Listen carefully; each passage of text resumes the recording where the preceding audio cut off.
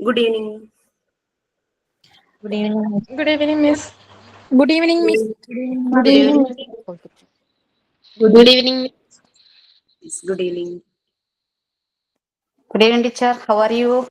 Fine, Geeta. How are you? Yes, I am also fine. It's been a long time since I saw the teacher. Yes, and you said that they will permit you to enter the class during that time because they will provide some arrangements for that. What happened? എങ്ങനെ ടീച്ചറെ clear ആയിട്ടില്ല. 1:30 സമയത്ത് അവരെ അതിന് വേണ്ടുന്ന arrangements ചെയ്യുന്നു പറഞ്ഞിരുന്നല്ലോ ക്ലാസ്സിൽ കയറാൻ. അത് പറ്റുന്നില്ലേ? It's not possible. അത് അവിടെ എന്താണെന്ന് ചോദിച്ചാൽ ഈ KG സെക്ഷൻ ആയതുകൊണ്ട് തന്നെ കുട്ടികള് ആരും എന്താന്ന് വെച്ചാല് ഞാൻ തന്നെ അവരെ നോക്കേണ്ട ഒരു ഇത് വരുന്നുണ്ട്. കാരണം വേറെ ടീച്ചേഴ്സ് പിന്നെ ലഞ്ച് ബ്രേക്കിന്റെ ടൈം ആയതുകൊണ്ട് അവർക്ക് ഫുഡ് കൊടുക്കലും കാര്യങ്ങളും കുറെ ലേറ്റ് ആവുന്നുണ്ട്. 2:00 കഴിയുന്നത് 2:00 ഒക്കെ കഴിയുന്നുണ്ട് അത് കൊടുത്തു കഴിയുമ്പോൾ. അപ്പൊ പിന്നെ അത് ഭയങ്കര ഒരു ടൈറ്റ് ഷെഡ്യൂൾ ആയിപ്പോയി. ഈ ചോറ് കൊടുക്കുന്ന സമയവും കാരണം ചെറിയ കുട്ടികളല്ലേ, അവര് വേഗം ഒന്നും കഴിക്കില്ല. അപ്പൊ പിന്നെ ഞാൻ അവിടുന്ന് മാറി ക്ലാസ് കേൾക്കുന്നത് എനിക്കത്ര ശരിയായ ഒരു ഇതായിട്ട് തോന്നിയിട്ടില്ല. അതുകൊണ്ടാണ് ചോദിച്ചോന്നേ ഉള്ളൂ. അങ്ങനെ ഒരു അറേഞ്ച്മെന്റ്സ് ഒക്കെ കിട്ടും എന്ന് പറഞ്ഞുകൊണ്ട് ഞാൻ ചോദിച്ചു. യെസ് ടീച്ചർ, ഞാൻ പറഞ്ഞിരുന്നു. പിന്നെ എനിക്ക് തന്നെ തോന്നി അതങ്ങനെ ആ സമയത്ത് പോയി ക്ലാസ് കേൾക്കുമ്പോൾ അവർക്ക് എല്ലാവർക്കും അത് ബുദ്ധിമുട്ടായിരിക്കും. അപ്പൊ പിന്നെ ഞാൻ ഒരാള് റെക്കോർഡ് ക്ലാസ് കേട്ടാൽ മതിയല്ലോ, അങ്ങനെ അഡ്ജസ്റ്റ് ചെയ്യുവാണ് ചെയ്യുന്നത് ഇപ്പോൾ. Okay, so be with the kids. അവർക്കാണല്ലോ, അതാണല്ലോ നമ്മുടെ പ്രയോറിറ്റി. അവരുടെ കൂടെ തന്നെ ഇരിക്കുക. Okay fine. ടീച്ചർ, ഞാൻ സ്റ്റാർട്ടിങ്ങിൽ ഞാൻ പറഞ്ഞിട്ടുണ്ടായിരുന്നു സാറിനോട്. പക്ഷെ എനിക്ക് പോയി കഴിഞ്ഞപ്പോ എനിക്ക് തോന്നി അതൊരു ശരിയായ ഒരു കാര്യമല്ല. കാരണം ഡെയിലി ഉണ്ടല്ലോ, ഒരു 2 days ഒക്കെ ആണെങ്കിൽ ഓക്കെ, കുഴപ്പമില്ലായിരുന്നു. പക്ഷെ പിന്നെ എനിക്ക് അവിടെ എത്തിയപ്പോഴാണ് എനിക്ക് മനസ്സിലായത് അങ്ങനെ ആ സമയത്ത് വിട്ടു നിൽക്കാൻ പറ്റില്ല എന്നുള്ളത്. നമുക്ക് വേറെ എന്തെങ്കിലും ജോബ് ആണെങ്കിൽ പിന്നെയും നോക്കാം. ഇത് കുട്ടികളാവുമ്പോൾ നമുക്ക് അവരെ ശ്രദ്ധിക്കണം. അവരുടെ പല കാര്യങ്ങളും നീഡ്സും ഉണ്ടായിരിക്കും. യെസ് ടീച്ചർ, ഇപ്പൊ ഇന്റേൺഷിപ്പ് ആണെങ്കിൽ കുഴപ്പമില്ലായിരുന്നു. ഞാനില്ലെങ്കിലും മറ്റേ ടീച്ചർ ഹാൻഡിൽ ചെയ്യും. ഇത് പിന്നെ എന്റെ ഉത്തരവാദിത്തമാണല്ലോ ഫുള്ള് മോർണിംഗ് ടു ഈവനിങ് വരെ. അതുകൊണ്ടാണ് പിന്നെ പറ്റാതെ ഇരുന്നത്. ഞാൻ പിന്നെ ഡെയിലി കേൾക്കുന്നുണ്ട്, റെക്കോർഡ് ക്ലാസ് പിറ്റേന്ന് കേൾക്കുന്നുണ്ട്. ഇപ്പൊ പെൻഡിങ് ഒന്നുമില്ല ക്ലാസ്. ഇന്ന് ടീച്ചർ ചെയ്തത് മാത്രമേ ഉള്ളൂ പെൻഡിങ്, ബാക്കിയൊക്കെ കംപ്ലീറ്റ് ആണ്. Okay, very good. Okay fine. Anyway we can start the class. നമ്മൾ ഓൾറെഡി പ്രെയർ കഴിഞ്ഞിട്ടുണ്ടായിരുന്നു ഉച്ചയ്ക്ക്. സോ ദാറ്റ് അതിന്റെ കണ്ടിന്യൂഷൻ എന്നുള്ള രീതിയിൽ പോവാം. ഓറൽസ് നിങ്ങൾക്ക് പ്രെയർ ചെയ്യണമെന്ന് താല്പര്യം ഉണ്ടെങ്കിൽ you can do any time. We can do prayer, right? Okay, ആർക്കെങ്കിലും പ്രെയർ ചെയ്യണം എന്ന് ആഗ്രഹം ഉണ്ടോ? ഈ വിരലിൽ എണ്ണാവുന്ന ദിവസങ്ങളിലെ തിയറി ക്ലാസ്സസിനുള്ളൂ. ഞാൻ പ്രെയർ ചെയ്യാം. ഓക്കെ, ശ്രീലക്ഷ്മി.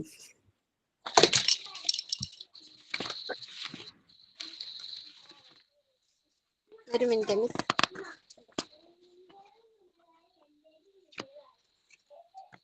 വിരിഞ്ഞു നിന്നതാരിലും വിടർന്ന താരകത്തിലും വിളങ്ങിടും പ്രഭാവമേ വിളക്കുവയ്ക്കു ഞങ്ങളിൽ. വിരിഞ്ഞു നിന്നതാരിലും വിടർന്ന താരകത്തിലും വിളങ്ങിടും പ്രഭാവമേ വിളക്കുവയ്ക്കു ഞങ്ങളിൽ. സമസ്ത സുന്ദരോജ്വല പ്രഭാത കാന്തി ചിന്തിടും സുമംഗളായിടാവു ഞങ്ങൾ ഭാരതത്തിൻ വാടിയിൽ. വിരിഞ്ഞു നിന്നതാരിലും വിടർന്ന താരകത്തിലും വിളങ്ങിടും പ്രഭാവമേ വിളക്കുവയ്ക്കു ഞങ്ങളിൽ. അഗാധ നീലവാനമാം കരമുയർത്തി ഞങ്ങളിൽ അനുഗ്രഹിക്ക് നിത്യകെ നിതാന്ത വത്സരോത്സുകം. നിതാന്ത വത്സരോത്സുകം. വിരിഞ്ഞു നിന്നതാരിലും വിടർന്ന താരകത്തിലും വിളങ്ങിടും പ്രഭാവമേ വിളക്കുവയ്ക്കു ഞങ്ങളിൽ. Thank you miss.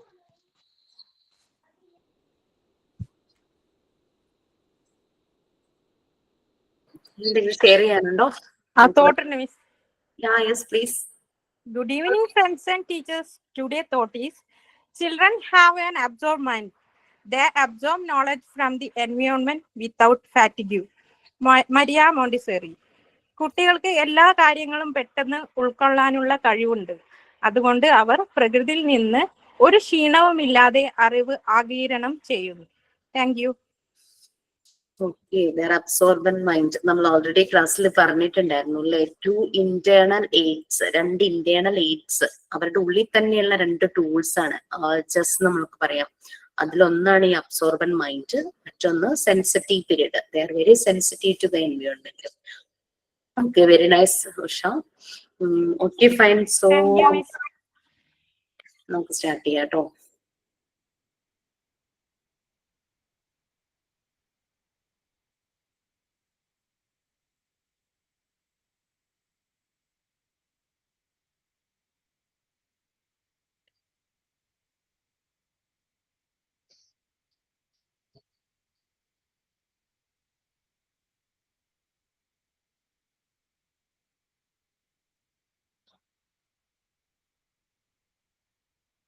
ഞാൻ ഷെയർ ചെയ്യട്ടെ.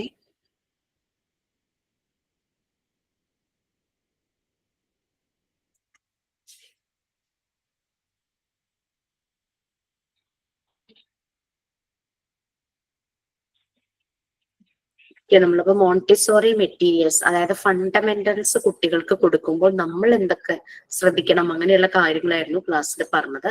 നമ്മൾ ഒരാൾക്ക് ഒരു കാര്യം, ഒരു ഇൻഫർമേഷൻ പാസ് ചെയ്യുമ്പോൾ അത് എന്ത് തന്നെയാണെങ്കിലും, പഠിക്കുന്ന കാര്യങ്ങളാണെങ്കിലും അല്ലാത്തൊരു കാര്യങ്ങളാണെങ്കിലും അത് കറക്റ്റ് ഫാക്റ്റ് ആയിരിക്കണം. അത് ശരിയായി നമ്മൾ അറിഞ്ഞതിന് ശേഷമാണ് വേറൊരാൾക്ക് നമ്മൾ പകർന്നു കൊടുക്കാൻ പറ്റുള്ളൂ. സെയിം പ്രിൻസിപ്പിൾ തന്നെയാണ് ഇവിടെ. നമ്മളത് പ്രാക്ടീസ് ചെയ്തിരിക്കണം. ഇപ്പോ അഡീഷൻ ബോർഡ് നിങ്ങളെ ഞാൻ കാണിച്ചു തരാണ്. ഞാൻ അത് പലതവണ ചെയ്ത് നോക്കിയിട്ടേ നിങ്ങളത് കാണിച്ചു തരാൻ പാടുള്ളൂ. അത് പ്രാക്ടീസ് ചെയ്യാതെ ഒരിക്കലും എനിക്കത് എക്സ്പ്ലെയിൻ ചെയ്ത് തരാനായിട്ട് പറ്റില്ല. അപ്പോൾ ആ ഒരു കൺഫ്യൂഷൻസ് ഒന്നും വരരുത്. ഞാനത് പ്രസന്റ് ചെയ്യുമ്പോൾ എനിക്ക് അതിനെപ്പറ്റി നല്ലൊരു ക്ലിയർ ആയിട്ടുള്ള ഒരു ധാരണ വേണം. ഓക്കെ, അപ്പൊ അതാണ് ഫണ്ടമെന്റൽ ലെസൺസ് കുട്ടികൾക്ക് കൊടുക്കുമ്പോൾ. ഫണ്ടമെന്റൽ ലെസൺസ് നമ്മൾ അവർക്ക് ഡെമോ കൊടുക്കും ഒരു മെറ്റീരിയലിനെ കുറിച്ച് അല്ലെ. അങ്ങനെ കുട്ടി എന്നിട്ട് അത് തന്നെ ചെയ്യുമ്പോൾ ഈ ഫെസിലിറ്റേറ്റർ ചെയ്യേണ്ടത് എന്താന്ന് വെച്ച് കഴിഞ്ഞാൽ അവർ ഒബ്സർവ് ചെയ്തുകൊണ്ടിരിക്കണം. എന്താണ് ചെയ്യുന്നത്, കുട്ടിക്ക് ആ മെറ്റീരിയലിനോട് ഇൻട്രസ്റ്റ് തോന്നുന്നു. ചിലപ്പോൾ അതിന്റെ ഒരു കളറൊക്കെ കണ്ടിട്ടായിരിക്കും കുട്ടി അത് പോയി എടുക്കുന്നത്. ആക്ടിവിറ്റി ആയിട്ട് ചെയ്യാൻ തുടങ്ങുമ്പോൾ ചിലപ്പോൾ ഇൻട്രസ്റ്റ് തോന്നണമെന്നില്ല അല്ലെ. അപ്പൊ അത് ഇൻട്രസ്റ്റ് കാണിക്കുന്നുണ്ടോ, അതിങ്ങനെ കുട്ടിയുടെ എല്ലാ ബോഡി ലാംഗ്വേജും എല്ലാം ഈ ഫെസിലിറ്റേറ്റർ നോക്കിക്കൊണ്ടേയിരിക്കണം. അത് മനസ്സിലാക്കിക്കൊണ്ടിരിക്കണം. ഇൻട്രസ്റ്റ് ഉണ്ടോ, അങ്ങനെയുള്ള കാര്യങ്ങൾ, എത്രത്തോളം ഇൻട്രസ്റ്റ് ഉണ്ട്, എത്ര നേരം ചെയ്തു, എത്ര തവണ റിപ്പീറ്റ് ചെയ്തു, പിന്നെ അത് അച്ചീവ് ചെയ്യാനായിട്ട്, അത് ഫിനിഷ് ചെയ്യാൻ, വർക്ക് കംപ്ലീറ്റ് ചെയ്യാനായിട്ട് എത്ര സമയം എടുത്തു, കൺട്രോൾ ഓഫ് എറർ എത്രാമത്തെ തവണ ചെയ്തപ്പോഴാണ്, അത് റിപ്പീറ്റ് ചെയ്യുന്ന സമയത്ത് ഏത് ടൈമിലാണ് എറർ എല്ലാം കറക്റ്റ് ചെയ്ത് കറക്റ്റ് ആയിട്ട് ചെയ്യുന്നത്, അങ്ങനെയുള്ള എല്ലാം നോട്ട് ചെയ്ത് നമ്മൾ വെക്കണം, ഒബ്സർവ് ചെയ്തിട്ട്. പക്ഷെ കുഞ്ഞ് മനസ്സിലാക്കരുത് നമ്മൾ അവനെ ഒബ്സർവ് ചെയ്തുകൊണ്ടിരിക്കുകയാണെന്ന്. കാരണം അവന് ആ എൻവയോൺമെന്റിൽ ആ ഒരു ഫ്രീഡം വേണം. അവനെ ഒന്നും ഡിസ്റ്റർബ് ചെയ്യുന്നില്ല, ഒരാളുടെ മൂവ്മെന്റോ ശബ്ദമോ ഒന്നും ഡിസ്റ്റർബ് ചെയ്യുന്നില്ല എന്നൊരു ഇത് വേണം. പിന്നെ ഇവര് ഭയങ്കര കോൺസെൻട്രേഷനോട് കൂടെ ചെയ്യുമ്പോൾ ഈ പവർ ഓഫ് അറ്റൻഷൻ നല്ല പീക്കിലാണെങ്കിൽ ഒരിക്കലും ചുറ്റി നടക്കുന്നത് ഇവര് ശ്രദ്ധിക്കില്ല. ഈവൻ ചില കുട്ടികൾ ശബ്ദങ്ങൾ പോലും കേൾക്കില്ല. ചിലർ ശബ്ദം കേൾക്കും, ജസ്റ്റ് അങ്ങോട്ട് ഒന്ന് അഡ്രസ് ചെയ്യുമെങ്കിലും അപ്പൊ തന്നെ തിരിച്ച് ബാക്ക് ടു വർക്ക് ആ ഒരു രീതിയിൽ ചെയ്യും. ചില കുട്ടികൾ ശബ്ദം കേട്ട ഭാഗത്തേക്ക് ഈ മെറ്റീരിയൽസ് അവിടെ ഇട്ടിട്ട് പോകും. അവരാണ് ഡീവിയേറ്റഡ് എന്നുള്ള ഒരു സെഷനിൽ മറിയ മോണ്ടിസോറി ഉൾപ്പെടുത്തിയിരിക്കുന്നത്. അവരുടെ concentration level, power of attention low ആയിരിക്കും.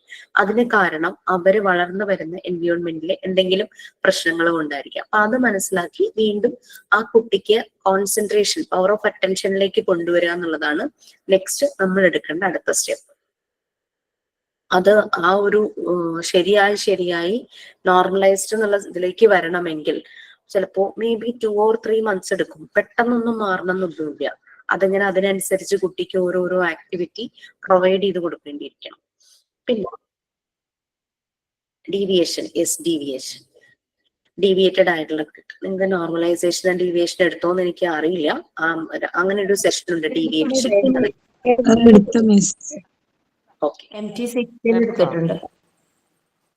Oh fine. ബാക്കി ടീച്ചേഴ്സ് എവിടെയാണെന്നുള്ളത് ഞാൻ നാളെ എന്തായാലും അതൊന്ന് ചോദിച്ചു വന്നിട്ട് എടുക്കാം. ഇല്ലെങ്കിൽ അത് പറഞ്ഞു പോണല്ലോ. ഇനി മോണ്ടിസോറി ടേംസ് എടുക്കണം. മോണ്ടിസോറി ടേംസ് ഞാനാണ് എടുക്കുന്നത്. അപ്പൊ മിസ് ഈ എക്സാമിന് മോണ്ടിസോറി ടേംസ് ഉണ്ടാവോ? അതറിയില്ല, എനിക്ക് ഇന്ന് നൈറ്റോട് കൂടിയേ മനസ്സിലാവുള്ളൂ എത്രത്തോളം പോർഷൻസ് തീരുന്നുള്ളത്.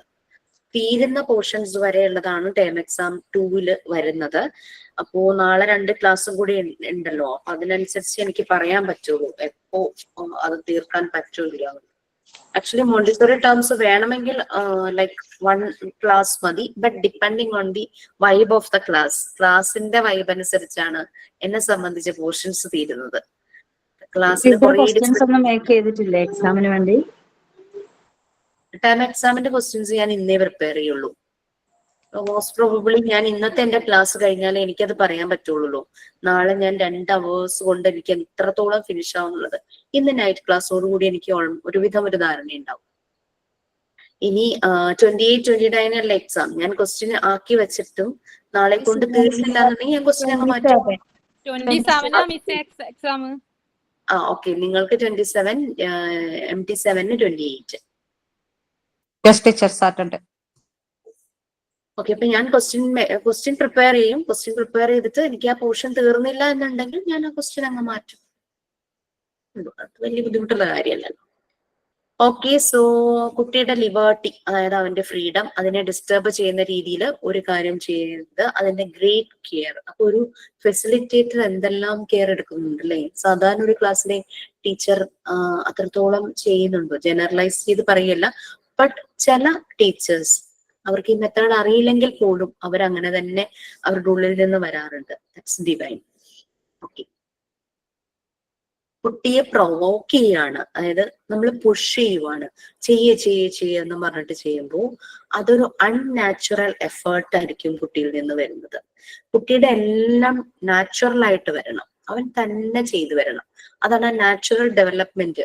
അതിനവനെ ഉള്ള ഒരു എൻവയോൺമെന്റ് ക്രിയേറ്റ് ചെയ്യുക എന്നുള്ളതാണ് നമ്മൾ ചെയ്യേണ്ടത്. ഈവൻ വീട്ടിലും പാരന്റ്സ് ചില കാര്യങ്ങൾ കുട്ടികളെ ഭയങ്കര നിർബന്ധിക്കില്ലേ? അവർക്കൊരു പേസ് ഉണ്ട്, അതായത് അവരുടെ ഒരു സ്പീഡ് ഉണ്ട്, അവരുടെ ഒരു ടൈം ഉണ്ട്. ഒരു അഡൾട്ടിനെ പോലെ അവർക്ക് ചെയ്യാൻ പറ്റിയെന്ന് വരില്ല. ചിലപ്പോ ഒരു സോക്സ് ഇടുന്നു, അപ്പൊ എത്ര നേരമായി നീ ഇത് ചെയ്തുകൊണ്ടിരിക്കുന്നത്, വേഗം ഇടാൻ പാടില്ലേ എന്നൊരു ക്വസ്റ്റ്യൻ പലപ്പോഴും പാരന്റ്സിന്റെ കയ്യിൽ നിന്ന് വരും. ഭക്ഷണം കഴിക്കുമ്പോൾ എത്ര നേരമായി കഴിക്കുന്നു, ഒന്ന് വേഗം തീർക്കാൻ പാടില്ലേ, ഇങ്ങനത്തെ ക്വസ്റ്റ്യൻസ്. പഠിക്കുന്ന സമയത്ത് അവർ എഴുതിക്കൊണ്ടിരിക്കുമ്പോൾ എത്ര നേരമായി, ഇതെല്ലാം അവിടെ വരുക. അപ്പൊ ഒരു അഡൾട്ടിന്റെ പോയിന്റ് ഓഫ് വ്യൂ എന്നല്ല ശരിക്കും ഒരു ഫെസിലിറ്റേറ്റർ ആ ഒരു കുട്ടിയെ ഒബ്സർവ് ചെയ്യേണ്ടത്. കുട്ടിയുടെ പോയിന്റ് ഓഫ് വ്യൂവിൽ നിന്ന് തന്നെ ചെയ്യണം. ആണ് എംപത്തറ്റിക് ആയിരിക്കണം ഫെസിലിറ്റേറ്റർ. ആ കുഞ്ഞിന്റെ സ്ഥാനത്ത് നിന്ന് ചെയ്യണം, ആലോചിക്കണം. അവന് അതിനനുസരിച്ച് മാത്രമാണ് അവനോട് ഇടപെടാൻ പാടുള്ളൂ. ഈ ഫെസിലിറ്റേറ്റർ പാസീവ് ആയിരിക്കണം. ആളത്ര അവിടെ നിന്ന് ഒബ്സർവേഷൻ മാത്രമേ ഉള്ളൂ. കുട്ടിയാണ് അവിടെ ആക്റ്റീവ് ലേണർ ആയിട്ട് വരുന്നത്. കുട്ടി ഇങ്ങനെ ആക്റ്റീവ് ആകുന്ന ഒരാളെന്ന് പറയുന്നത് കുട്ടിയാണ്. നമ്മൾ പറഞ്ഞു എപ്പോഴാണ് ഇന്റർവെൻഷൻ? കുട്ടി പലതവണ ചെയ്തിട്ടും ആ ആക്ടിവിറ്റി ശരിയാകുന്നില്ല. അപ്പോ അവന്റെ ബോഡി ലാംഗ്വേജ് നമുക്ക് മനസ്സിലാവും, ഹി നീഡ് സപ്പോർട്ട്. ആ സപ്പോർട്ട് കൊടുക്കുമ്പോഴും നമ്മൾ കെയർ ചെയ്യണം. ഇത് ഇങ്ങനെയല്ല ചെയ്യേണ്ടത്, ഇതല്ല ശരിയായ രീതി, അങ്ങനത്തെ സ്റ്റേറ്റ്മെന്റ് ഒന്നും നമ്മുടെ ഭാഗത്തുനിന്ന് വരരുത്. നമുക്കതൊന്ന് ചെയ്ത് നോക്കാം, അങ്ങനെ ഒരു ഡിപ്ലോമാറ്റിക് വേ ഉണ്ടല്ലോ. അപ്പൊ കുഞ്ഞിന് ചെയ്യാനുള്ള ഇൻട്രസ്റ്റ് തോന്നും. ഈ ചെയ്തത് തെറ്റാണ്, ഇതല്ല ശരിയായ രീതി എന്ന് പറയുമ്പോഴേക്കും he will feel like I am not good. ആ ഒരു സെൽഫ് എസ്റ്റീം നഷ്ടപ്പെടുവാണ്. ഞാൻ ചെയ്താൽ ശരിയാവില്ല, ഞാൻ എന്ത് ചെയ്താലും ശരിയാവില്ല എന്നുള്ള ആ ഒരു ഫീല് വരും. കോൺഫിഡൻസ് ലെവൽ കുറയും. അത് കുഞ്ഞു പ്രായത്തിലെ അങ്ങനെയാവുമ്പോൾ അവന് വലുതാവുമ്പോഴും അവൻ ഭയങ്കര ഡൗട്ട്ഫുൾ ആയിരിക്കും, കോൺഫിഡൻസ് കുറവായിരിക്കും. ഞാൻ ചെയ്താൽ ശരിയാവും, ഞാൻ ചെയ്താൽ ശരിയാവും, ദാറ്റ് ടൈപ്പ് ഓഫ് തോട്ട് വരും. ഓക്കെ, അപ്പൊ ഇതിന്റെ ക്യാരക്ടറിസ്റ്റിക്സ് എന്ന് പറഞ്ഞു കഴിഞ്ഞാൽ 3 ക്യാരക്ടറിസ്റ്റിക്സ് ആണ് ശരിക്കും ഫണ്ടമെന്റൽ ലെസൺസിന്. ഒരു മോണ്ടിസോറി ഫെസിലിറ്റേറ്ററും ഈ 3 ക്യാരക്ടറിസ്റ്റിക്സ് ഫോളോ ചെയ്യണം. അതായത് സിംപ്ലിസിറ്റി, ബ്രെവിറ്റി, ഒബ്ജക്ടിവിറ്റി. നമ്മളൊരു ഇന്റർവ്യൂവിന് പോകുമ്പോൾ അതൊരു മോണ്ടിസോറി സ്കൂളാണോ, ഏത് ഇന്റർവ്യൂവിന് പോകുമ്പോഴും വെറുതെ ആവശ്യമില്ലാത്ത കാര്യങ്ങൾ അവർ പറയരുത്. അവരെന്താണോ ചോദിക്കുന്നത് അതിനെ മാത്രം ഫോക്കസ് ചെയ്ത് ബ്രീഫായിട്ട് സിമ്പിളായിട്ട് ആൻസർ ചെയ്യുക. അവരിങ്ങനെ കുറേ കാര്യങ്ങൾ കേൾക്കാനൊന്നുമല്ല അവിടെ ഇരിക്കുന്നത്. അവർക്ക് എന്താണോ ചോദിച്ചത് അതിന് ആ ഒരു പോയിന്റിനെ ഫോക്കസ് ചെയ്ത് വേണം ചെയ്യാൻ. അത് സിമ്പിളായിട്ട് ബ്രീഫായിട്ട് എന്താണോ ചോദിക്കുന്നത് അത് ഒബ്ജക്റ്റീവ് ആയിട്ട് വെച്ചിട്ട് അതിനെ ഫോക്കസ് ചെയ്തിട്ട് ആൻസർ ചെയ്യാം. സെയിം തന്നെയാണ് മോണ്ടിസോറി എൻവയോൺമെന്റിൽ. കുഞ്ഞുങ്ങൾക്ക് വലിയൊരു ലെക്ചർ ക്ലാസ് കേൾക്കാനൊന്നും താല്പര്യമൊന്നുമില്ല. അവർക്ക് ഡെമോ ചെയ്യുമ്പോൾ തന്നെ നമ്മൾ സിമ്പിളായിട്ട് ബ്രീഫായിട്ട് അവർക്ക് കാര്യം അവതരിപ്പിച്ചു കൊടുക്കുക, ആ ഒരു മെറ്റീരിയൽസിനെ കുറിച്ച് മാത്രം. നമ്മളൊരു വലിയൊരു സെമിനാർ ഒക്കെ എടുക്കുമ്പോഴാണ് നമ്മൾ ഭയങ്കര ഡീറ്റെയിൽ ആയിട്ട് പോകുന്നത്, അല്ലെ, കണക്ട് ചെയ്ത് റിലേറ്റ് ചെയ്ത് പോകുന്നത്. അതിന്റെ ആവശ്യമില്ല. ഈ 3 ക്യാരക്ടറിസ്റ്റിക്സ് ഫോളോ ചെയ്യുക. മോണ്ടിസോറി മെറ്റീരിയൽസിന്റെ ഫണ്ടമെന്റൽ ലെസൺസ് എന്ന് പറഞ്ഞു കഴിഞ്ഞാൽ അവർക്ക് കൊടുക്കുന്ന ഡെമോ, അവരുടെ ആദ്യമായിട്ട് ഇൻട്രൊഡ്യൂസ് ചെയ്യുമ്പോൾ, മെറ്റീരിയൽസുമായിട്ട് ഇൻട്രൊഡ്യൂസ് ചെയ്യുമ്പോൾ അവർക്ക് വളരെ സിമ്പിൾ ആയിട്ട് ബ്രീഫായിട്ട് അതിനെ മാത്രം ഫോക്കസ് ചെയ്തുകൊണ്ട് കാര്യങ്ങൾ അവതരിപ്പിച്ചു കൊടുക്കുക. അത് കുട്ടിക്ക് പെട്ടെന്ന് മനസ്സിലാവും. വലിയൊരു ലെക്ചർ ക്ലാസ് ഒക്കെ എടുത്തു കഴിഞ്ഞ് കഴിഞ്ഞാൽ അവരത് ശ്രദ്ധിക്കുകയില്ല. ആ ഒരു അറ്റൻഷൻ സ്പാൻ കുട്ടികൾക്ക് വരില്ല. ആ ഒരു ഒബ്ജക്റ്റിനെ കുറിച്ചുള്ള എക്സ്പ്ലനേഷൻ, അങ്ങനെ ആ കാര്യങ്ങളെല്ലാം അവന് മനസ്സിലാവും. പിന്നെ പലതവണ റിപ്പീറ്റ് ചെയ്യുമ്പോൾ, ഞാൻ പറയാൻ കാരണം എന്താ വെച്ചാൽ, എന്റെ മോള് ഫ്രം LKG to 10th തന്നെ വേണമെങ്കിൽ പറയാം, എല്ലാ വർഷവും സ്കൂളിൽ നിന്ന് വിളിപ്പിച്ചിട്ട് ഞാൻ സ്കൂളിൽ പോകുമായിരുന്നു കേട്ടോ. 2nd സ്റ്റാൻഡേർഡിൽ പഠിക്കുമ്പോൾ ടീച്ചർ വിളിപ്പിച്ചു. എന്താന്നോ, ടീച്ചേഴ്സിനൊക്കെ ഫീൽ ചെയ്യുന്നു കുട്ടി ടീച്ചർമാരെ റെസ്പെക്ട് ചെയ്യുന്നില്ല എന്ന്. ഞാൻ ചോദിച്ചു അതെന്താ കാരണം എന്ന് ചോദിച്ചു. അപ്പോ ടീച്ചർമാരെ റിപ്പീറ്റ് ചെയ്യുമല്ലോ, ഒരു കാര്യം പറഞ്ഞു കൊടുത്തു കഴിഞ്ഞാൽ റിപ്പീറ്റ് ചെയ്യുമല്ലോ. ഫസ്റ്റ് ടൈം കേൾക്കുമ്പോ തന്നെ ഇവൾക്ക് മനസ്സിലാവും, പിന്നെ അവള് മൈൻഡ് ചെയ്യില്ല. 2ാം ക്ലാസ്സിലല്ലേ ആയിട്ടുള്ളൂ. അപ്പൊ പിന്നെ കുട്ടി മൈൻഡ് ചെയ്യില്ല, കാരണം അവൾക്ക് ബോറടിക്കുന്നു, അതാണ് പ്രശ്നം. അപ്പൊ ടീച്ചർ പറയണത് ഞങ്ങളെ ഡിസ്റെസ്പെക്ട് ചെയ്യുന്ന പോലെ ആവുന്നു. റെസ്പെക്ട് ചെയ്യുക, ഡിസ്റെസ്പെക്ട് ചെയ്യുക എന്നുള്ളത് എന്താന്ന് മനസ്സിലാക്കാനുള്ള പ്രായം കൂടെ കുട്ടിയെ ആയിട്ടില്ലല്ലോ. ഞാനിങ്ങനെ അവൾക്ക് ഇങ്ങനെ പതുക്കെ പറഞ്ഞു കൊടുക്കുകയാണ്, നമ്മളോട് ആരെങ്കിലും സംസാരിക്കുമ്പോൾ നമ്മളത് കേൾക്കണം. നീ പലതവണ കേട്ടിട്ടുണ്ടെങ്കിലും അത് കേൾക്കണം. എനിക്ക് ബോറടിക്കുന്നു. അപ്പൊ അങ്ങനെ പറയുമ്പോൾ ഞാൻ ആ കുട്ടി എന്ത് പറഞ്ഞു മനസ്സിലാക്കിക്കും. ടീച്ചർ ഇതാണ് കാര്യം എന്ന് പറഞ്ഞു. അപ്പൊ ടീച്ചർ പറയാ, പക്ഷെ ഞങ്ങൾക്ക് അത് ഭയങ്കര ഇൻസൾട്ട് ആയിട്ട് തോന്നുന്നു. എനിക്ക് പിന്നെ കൂടുതൽ ഞാൻ പിന്നെ അവിടെ എക്സ്പ്ലനേഷൻ ഒന്നും നിന്നില്ല, എന്തെങ്കിലും ആവട്ടെ എന്ന് വിചാരിച്ചു. ഓക്കെ, ടീച്ചർമാർ ആ ഒരു എംപതറ്റിക്, മോണ്ടിസോറിയിലൊക്കെ പോയി കഴിഞ്ഞപ്പോഴേക്കും കുട്ടികൾ എങ്ങനെ ബിഹേവ് ചെയ്താലും അക്സെപ്റ്റ് ചെയ്യാനുള്ള ഒരു ഇത് നമുക്ക് കിട്ടും. ആ ഒരു നമുക്ക് കിട്ടും. ചില സമയത്ത് വാശി പിടിക്കുന്ന കുട്ടികളുണ്ട്. ഞാൻ പറഞ്ഞില്ലേ, പോരുന്ന സമയത്ത് 2.5 വയസ്സുള്ള ഒരു മോൻ അവിടെ ഉണ്ടായിരുന്നു. ശരിക്കും 3 വയസ്സുള്ള കുട്ടികളെയാണ് അവിടെ കൊണ്ടുവരുന്നത്. 2.5 വയസ്സാവണേ ഉള്ളൂ ആ കുട്ടിക്ക്. 2 വയസ്സ് പിറന്നാള് കഴിഞ്ഞ് 2 മാസം എങ്ങാണ്ട് കഴിഞ്ഞപ്പോ അവിടെ കൊണ്ടുവന്ന് പാരന്റ്സ് ആക്കി. അപ്പൊ ഒരു ബോയ് ആണ് ഇവൻ. ഫസ്റ്റ് ഇപ്പൊ നമ്മളെ ഇന്നൊരു ദിവസം കാണുമ്പോ ഭയങ്കര സ്നേഹമായിരിക്കും കേട്ടോ. പിറ്റേ ദിവസം വരുമ്പോഴല്ലോ കൈ കിട്ടുന്നൊക്കെ നമ്മളെ അറിയാം. അപ്പം അതില് നമ്മൾ ഫീൽ ആവല്ല വേണ്ടത്. പിറ്റേ ദിവസം വരുമ്പോഴേക്കും എന്നോട് ഭയങ്കര ദേഷ്യമായിരിക്കും. അതിന്റെ അടുത്ത ദിവസം വരുമ്പോ എന്നോട് ഭയങ്കര സ്നേഹമായിരിക്കും, മറ്റേ ടീച്ചറോട് ഭയങ്കര ദേഷ്യമായിരിക്കും. അങ്ങനെ ഇത് അവിടെ ഭയങ്കര, അത് ഞങ്ങൾ പിന്നെ അത് എൻജോയ് ചെയ്യാൻ തുടങ്ങി. അങ്ങനെ അപ്പൊ നമുക്കപ്പോ കുട്ടികളുടെ ബിഹേവിയർ കണ്ടുകൊണ്ട് നമുക്ക് വിഷമിക്കാൻ പറ്റില്ലല്ലോ. ചില പാരന്റ്സ് ഉണ്ട്, ചില പാരന്റ്സില് ഈ എന്താ പറയാ, ചിലപ്പോ കുഞ്ഞ് അമ്മയോട് ഭയങ്കര അടുപ്പം കാണിക്കും, അച്ഛനോട് കാണിക്കില്ല. അപ്പൊ ഫീൽ ചെയ്യുന്ന അച്ഛന്മാരുണ്ടാവും. ചിലയിടത്ത് അച്ഛനോടായിരിക്കും അടുപ്പം കാണിക്കുന്നത്, അമ്മയ്ക്കപ്പൊ ഫീലിങ്സും. കരയുന്ന അമ്മമാരെ വരെ ഞാൻ കണ്ടിട്ടുണ്ട്. കുട്ടി അങ്ങനെ കാണിച്ചു എന്നും പറഞ്ഞിട്ട് കരയുന്ന അമ്മമാരെ വരെ കണ്ടിട്ടുണ്ട്. അപ്പൊ ഇതെന്ന് പറഞ്ഞു കഴിഞ്ഞാൽ അത് അവരുടെ ഒരു എന്താ പറയാ, കുട്ടികളുടെ മനസ്സിൽ അവർക്ക് ഓരോ ട്രിഗർ വരുമ്പോഴാണ് അവർ ഇതുപോലെ ഇങ്ങനെ ഓരോന്ന് ചെയ്യുന്നത്. പിന്നെ ഇറ്റ്സ് ലൈക്ക്, എന്റെ മോൻ ഉണ്ടായി കഴിഞ്ഞപ്പം ഇവ ഭയങ്കര അറ്റാച്ച്ഡ് ആയിരുന്നു എന്നോട്. അപ്പൊ മോനും മോളും തമ്മിൽ 4 വയസ്സിന്റെ ഡിഫറൻസ് ഉണ്ട് കേട്ടോ. അപ്പൊ ഇവൾക്ക് അതൊരു ഫീലേ അല്ല. ചില കുട്ടികൾ പറ്റി 2 years ഒക്കെ ഒരു ഗ്യാപ്പ് ആണെങ്കിൽ അത് ഭയങ്കര ഒരു പ്രശ്നമാണെന്നൊക്കെ പറഞ്ഞ് പല പാരന്റ്സും പറഞ്ഞു ഞാൻ കേട്ടിട്ടുണ്ട്. അപ്പൊ ഇവന്റെ ഇപ്പോഴത്തുള്ള രീതി എന്താന്ന് വെച്ച് കഴിഞ്ഞാല്, ഇവളെ കാണിക്കാൻ, ഹസ്ബൻഡിനെ കാണിക്കാൻ എന്റെ മടിയിൽ വന്നിരിക്കും, എന്നെ കൊഞ്ചിക്കും, അങ്ങനെയൊക്കെ കുട്ടി ഇവൻ ചെയ്യൂട്ടോ. ഇപ്പൊ 9ാം ക്ലാസ്സിലായി. പക്ഷെ അതൊന്നും ഇവളെ ബാധിക്കില്ല, പക്ഷെ ഹസ്ബൻഡിനെ ബാധിക്കും. അപ്പൊ അതുകൊണ്ട് നമുക്ക് ഓരോരുത്തരും എങ്ങനെയാന്ന് പറയാൻ പറ്റില്ല. ഹസ്ബൻഡിന് അതൊക്കെ കാണുമ്പോഴേക്കും ഇങ്ങനെ ഒരു ഇറിറ്റേഷൻ വരും. അങ്ങനത്തെ ഒക്കെ ഒരു പ്രശ്നങ്ങളൊക്കെ ഇങ്ങുണ്ട്. അപ്പൊ അത് ഓരോരുത്തരുടെ ആ ഒരു എന്താ പറയാ, മാനസിക വളർച്ച. നമുക്ക് പ്രായം കൂടി എന്ന് പറഞ്ഞ് മനസ്സ് വളരണം എന്ന് നിർബന്ധമില്ലല്ലോ. പലപ്പോഴും ഇതിനേക്കാളും കഷ്ടാണ് മുതിർന്നവര്. അതെ അതെ, നമുക്ക് പ്രായം കൂടി എന്ന് പറഞ്ഞിട്ട് മെച്യൂർ ആയി എന്നൊട്ടും പറയാൻ പറ്റില്ല. പക്ഷെ അതേസമയം കുട്ടിയായിരിക്കുമ്പോഴേ മെച്യൂർ ആവുന്ന എത്രയോ കുട്ടികളുണ്ട് അങ്ങനെ. അപ്പൊ അതൊക്കെ ഇവരുടെ ആ ഒരു അവരുടെ മൈൻഡ് ഡെവലപ്മെന്റിന്റെ ഭാഗമായിട്ട് വരുന്നത്. മേ ബി എപ്പോഴെങ്കിലും കിട്ടുന്ന ഒരു ട്രിഗർ കൊണ്ടായിരിക്കാം അവർ പെട്ടെന്ന് മെച്യൂർ ആവുന്നത്. ചിലപ്പോൾ ചില റെസ്പോൺസിബിലിറ്റികൾ തന്നെ എടുക്കേണ്ടി വരുമ്പോൾ ഒരു പെട്ടെന്ന് മെച്യൂർ ആവും. അങ്ങനെ ആവുന്നുണ്ട്. പിന്നെ എല്ലാ മനുഷ്യരിലും ഇന്നർ ചൈൽഡ് എന്ന് പറഞ്ഞൊരു സംഭവം ഉണ്ടല്ലോ, എത്ര പ്രായമായാലും അതുമുണ്ട്.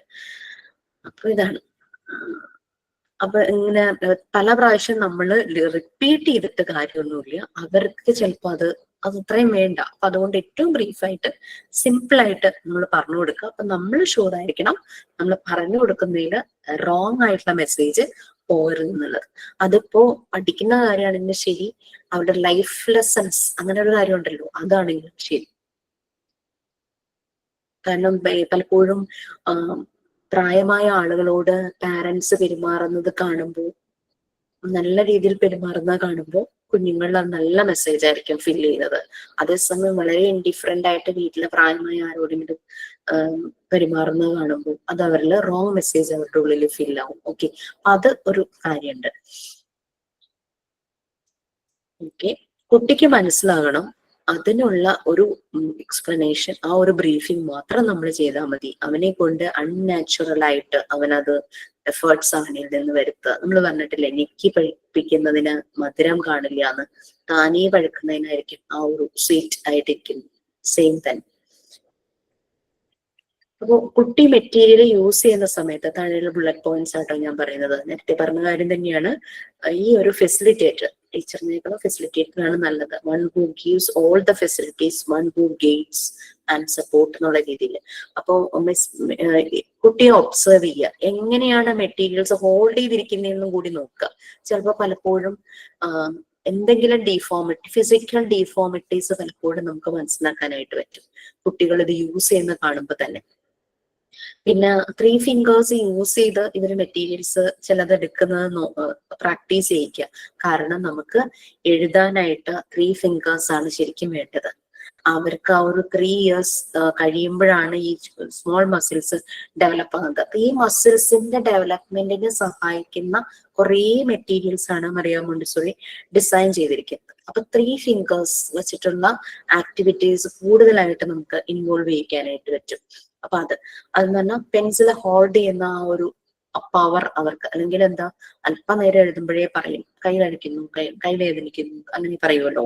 അപ്പൊ അത് നമ്മൾക്ക് ഇപ്പോഴും കുറേ ടൈം ഇരുന്ന് എഴുതാൻ പറ്റുന്നത് അങ്ങനെ നമ്മൾ അതൊക്കെ ഒത്തിരി പ്രാക്ടീസ് ചെയ്തു അല്ലെ. നമ്മളുടെ വിരലുകൾക്ക് ആ ഒരു മസിൽസിന്റെ ഡെവലപ്മെന്റ് കുറച്ചുകൂടെ പ്രായമാകുമ്പോൾ അതിൻ്റെതായ ബുദ്ധിമുട്ട് വരും. പക്ഷെ എന്നാലും നമ്മൾ 2 hours 3 hours ഒക്കെ കണ്ടിന്യൂസ് ഇരുന്ന് എക്സാംസ് എഴുതുമായിരുന്നു അല്ലെ, നമ്മളുടെ സ്കൂൾ കാലഘട്ടത്തിലും കോളേജ് കാലഘട്ടത്തിലും. നമ്മളുടെ മസിൽസ് അതിനനുസരിച്ച് ടൈംലി ഡെവലപ്പ് ചെയ്തു വന്നു.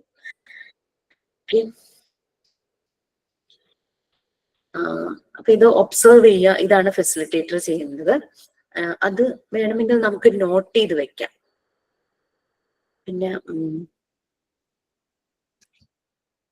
പിന്നെ കുറെ ഇപ്പൊ ചിലപ്പോ എന്തെങ്കിലും ഒരു കുട്ടി ചെയ്യുന്നത് ശരിയാകാതെ വരുമോ, അങ്ങനെയൊക്കെ ചെയ്യുവാണ്, കുട്ടിക്ക് അത് പറ്റുന്നില്ല കണ്ടിന്യൂ ചെയ്യാനായിട്ട്. ചിലപ്പോ റിപ്പീറ്റ് ചെയ്ത് കൺട്രോൾ ഓഫ് എററിലൂടെ അവരത് കറക്റ്റ് ചെയ്യുമായിരിക്കും. പക്ഷെ എന്ത് ചെയ്തിട്ടും അച്ചീവ്മെന്റിലേക്ക്, ഫൈനൽ റിസൾട്ടിലേക്ക് എത്താൻ പറ്റുന്നില്ല. അങ്ങനെ വരുമ്പോൾ നമുക്ക് വേണമെങ്കിൽ നമുക്ക് ഇന്റർവ്യൂ ചെയ്യാം, നമുക്ക് സജസ്റ്റ് ചെയ്യാം, ആ മെറ്റീരിയൽ തിരിച്ചു കൊണ്ടുവച്ചിട്ട് നമുക്ക് വേറൊരു ദിവസം ചെയ്യാം.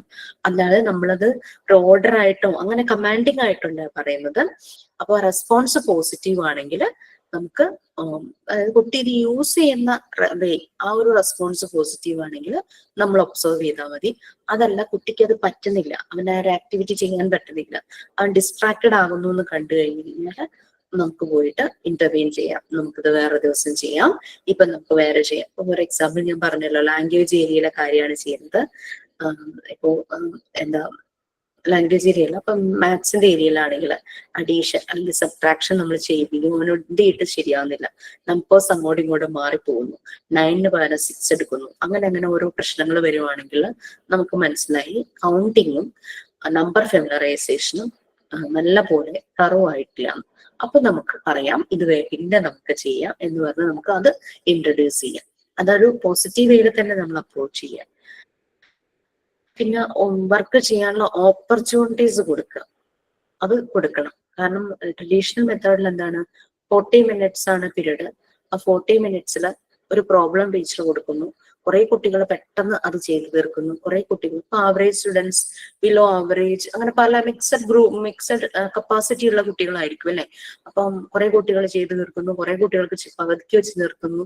അവർ ചെയ്തു വരുവാണ്, അവർക്ക് അറിയാം ദ വേ, ബട്ട് അവർ ടൈം എടുക്കുന്നു. അപ്പൊ എന്താ കുറെ പേര് ചെയ്ത് കഴിയുമ്പോൾ സ്റ്റോപ്പ് റൈറ്റിംഗ് എന്ന് പറയുന്നത് നെക്സ്റ്റ് ടോപ്പിക്കിലേക്ക് പോവല്ലേ, ട്രഡീഷണൽ മെത്തേഡ് അല്ലെങ്കിൽ ബെല്ലടിക്കുന്നു, അങ്ങനെ എന്തെങ്കിലുമൊക്കെ സംഭവിക്കും അല്ലെ. പക്ഷെ മോണ്ടിസോറി മെത്തേഡിൽ ഇവർക്ക് വർക്ക് ചെയ്യാനുള്ള ലോട്ട് ഓഫ് ഓപ്പർച്യൂണിറ്റീസ് പ്രൊവൈഡ് ചെയ്യുക എന്നുള്ളത് തന്നെയാണ്. ഓക്കെ, മെറ്റീരിയലിനെ കുറിച്ചൊരു ഡെമോ എന്തായാലും ഓൾറെഡി അവർക്ക് കിട്ടിക്കഴിഞ്ഞു. സോ എങ്ങനെ മെറ്റീരിയൽ യൂസ് ചെയ്യണം അതെല്ലാം അവർക്ക് ആ ഡെമോയിലൂടെ മനസ്സിലായി. ഇനി അത് അവർ പ്രോപ്പർ ആയിട്ട് ചെയ്യുന്നുണ്ടോ എന്ന് നമ്മൾ ഒബ്സർവ് ചെയ്യുന്നുണ്ട്. പിന്നെ റെപ്പിറ്റേഷൻ, ശരിക്കും പല തവണ ചെയ്യുന്നതാണ് അവരുടെ റിയൽ ഗ്രോത്തിന് കാരണം എന്നാണ് പറയുന്നത്. റിപ്പീറ്റഡ് വർക്ക്, ഹാർഡ് വർക്ക് അല്ല, റിപ്പീറ്റഡ് വർക്കാണ് അവരുടെ ഗ്രോത്ത് ഡെവലപ്മെന്റിന് ഏറ്റവും ഒരു ഹെൽപ്പ് ചെയ്യുന്നതെന്നാണ് പറയുന്നത്. നമുക്കറിയാം, ഒരു ഈ ഇഷ്ടപ്പെട്ട ഒരു കാര്യമാണെങ്കിൽ കുഞ്ഞുങ്ങൾ എത്ര തവണ ഇരുന്ന് ചെയ്യും, അവർക്കൊരു മടുപ്പില്ല. മണിക്കൂറുകൾ മോളുണ്ടായ സമയത്ത്, ആദ്യത്തെ കുട്ടിയാകുമ്പോൾ നമുക്ക് വീട്ടിൽ വേറെ ആരും സപ്പോർട്ടില്ല, അങ്ങനെ വരുമ്പോൾ നമ്മൾ തന്നെ കാര്യങ്ങൾ ചെയ്യണമല്ലോ. ഞാനും ഹസ്ബൻഡും മോളും മാത്രമേ ഉണ്ടായിരുന്നു. ഹസ്ബൻഡ് രാവിലെ ജോലിക്ക് പോകും. അപ്പം ഞാൻ ഡ്രസ്സൊക്കെ വാഷ് ചെയ്യാനായിട്ട് എടുക്കുന്ന സമയത്ത് ഇവൾ എണീറ്റിരിക്കുകയാണെ ചെയ്യുന്നത്, വലിയൊരു ബേസിനിൽ ഇതിനെ കൊണ്ട് ഇരുത്തിയിട്ട് ഒരു പാത്രത്തില് നല്ല നല്ല വെള്ളം കേട്ടോ, തിളപ്പിച്ചാറിയ വെള്ളം കൊടുക്കും, വേറൊരു ഗ്ലാസ്സോ എന്തെങ്കിലും കൊടുക്കും, സ്റ്റീലിന്റെ ആയിരിക്കും, ഒരു സ്പൂണും കൊടുക്കും. അപ്പോ ഇതിൽ നിന്ന് മറ്റേലേക്ക് വെള്ളം ട്രാൻസ്ഫർ ചെയ്യും, തിരിച്ച് ട്രാൻസ്ഫർ ചെയ്യും. എത്ര മണിക്കൂർ വേണമെങ്കിലും ഈ ഒരു ആക്ടിവിറ്റി ചെയ്യുന്നതിന് ഒരു മടിയില്ല. വേണമെങ്കിൽ ഇടയ്ക്ക് കുടിക്കുകയും ചെയ്യും. ഇപ്പൊ നല്ല വെള്ളമാണല്ലോ, അതുകൊണ്ട് പ്രശ്നമില്ല. അപ്പൊ ഞാൻ എന്റെ അലക്ക് കഴിയും, ബാക്കി എല്ലാ പണികളും കഴിയും. ഈ കൊച്ച് കുറേ നേരം അവിടെ ഇരുന്നുകൊണ്ട് ഈ വെള്ളം ട്രാൻസ്ഫർ ചെയ്ത് ഉള്ള പരിപാടിയായിരിക്കും. അപ്പൊ അങ്ങനെ അവർക്ക് ഇഷ്ടപ്പെട്ട കാര്യം അവർ റിപ്പീറ്റ് ചെയ്തുകൊണ്ടേയിരിക്കും. അപ്പൊ ഈ മോണ്ടിസോറി എൻവയോൺമെന്റിൽ ഈ ആക്ടിവിറ്റീസ് ഇവർ റിപ്പീറ്റ് ചെയ്യുന്നത് ദാറ്റ് വിൽ ഹെൽപ്പ് അവരുടെ അറ്റൻഷൻ കൂടും, കോൺസെൻട്രേഷൻ കൂടും, അവരുടെ പല ഡെവലപ്മെന്റും, അവരുടെ ഇമാജിനേഷൻ എല്ലാം, എന്ത് ഡെവലപ്മെന്റും ത്രൂ ദിസ് റിപ്പീറ്റഡ് വർക്കിൽ ഡെവലപ്പ് ചെയ്തുകൊണ്ടിരിക്കും. അവരുടെ മെന്റൽ ഡെവലപ്മെന്റ് ശരിക്കും ആ ഒരു ടൈമിൽ നടക്കും. നമ്മളിവിടെ കുട്ടികളെ സാധാരണ എന്താ ചെയ്യുന്നത്, ഇത് ഇമ്പോസിഷൻ കൊടുക്കും. എന്ത് കാര്യം അവർക്ക് താല്പര്യമില്ലാത്ത കാര്യം, താല്പര്യമുള്ള കാര്യമാണെങ്കിൽ അവർ റിപ്പീറ്റ് ചെയ്യും. അത് അവരുടെ മെന്റൽ ഡെവലപ്മെന്റിന് ഹെൽപ്പ് ചെയ്യും. ഇത് ബ്രെയിനിൽ ഇങ്ങനെ ഇരിക്കുക, എനിക്കിത് ഇഷ്ടല്ല എന്ന് പറഞ്ഞിട്ടായിരിക്കും ഇമ്പോസിഷൻ എഴുതുന്നത്. അപ്പൊ ഒട്ടും അത് പോസിറ്റീവായിട്ട് അവർക്ക് കെയറില്ല.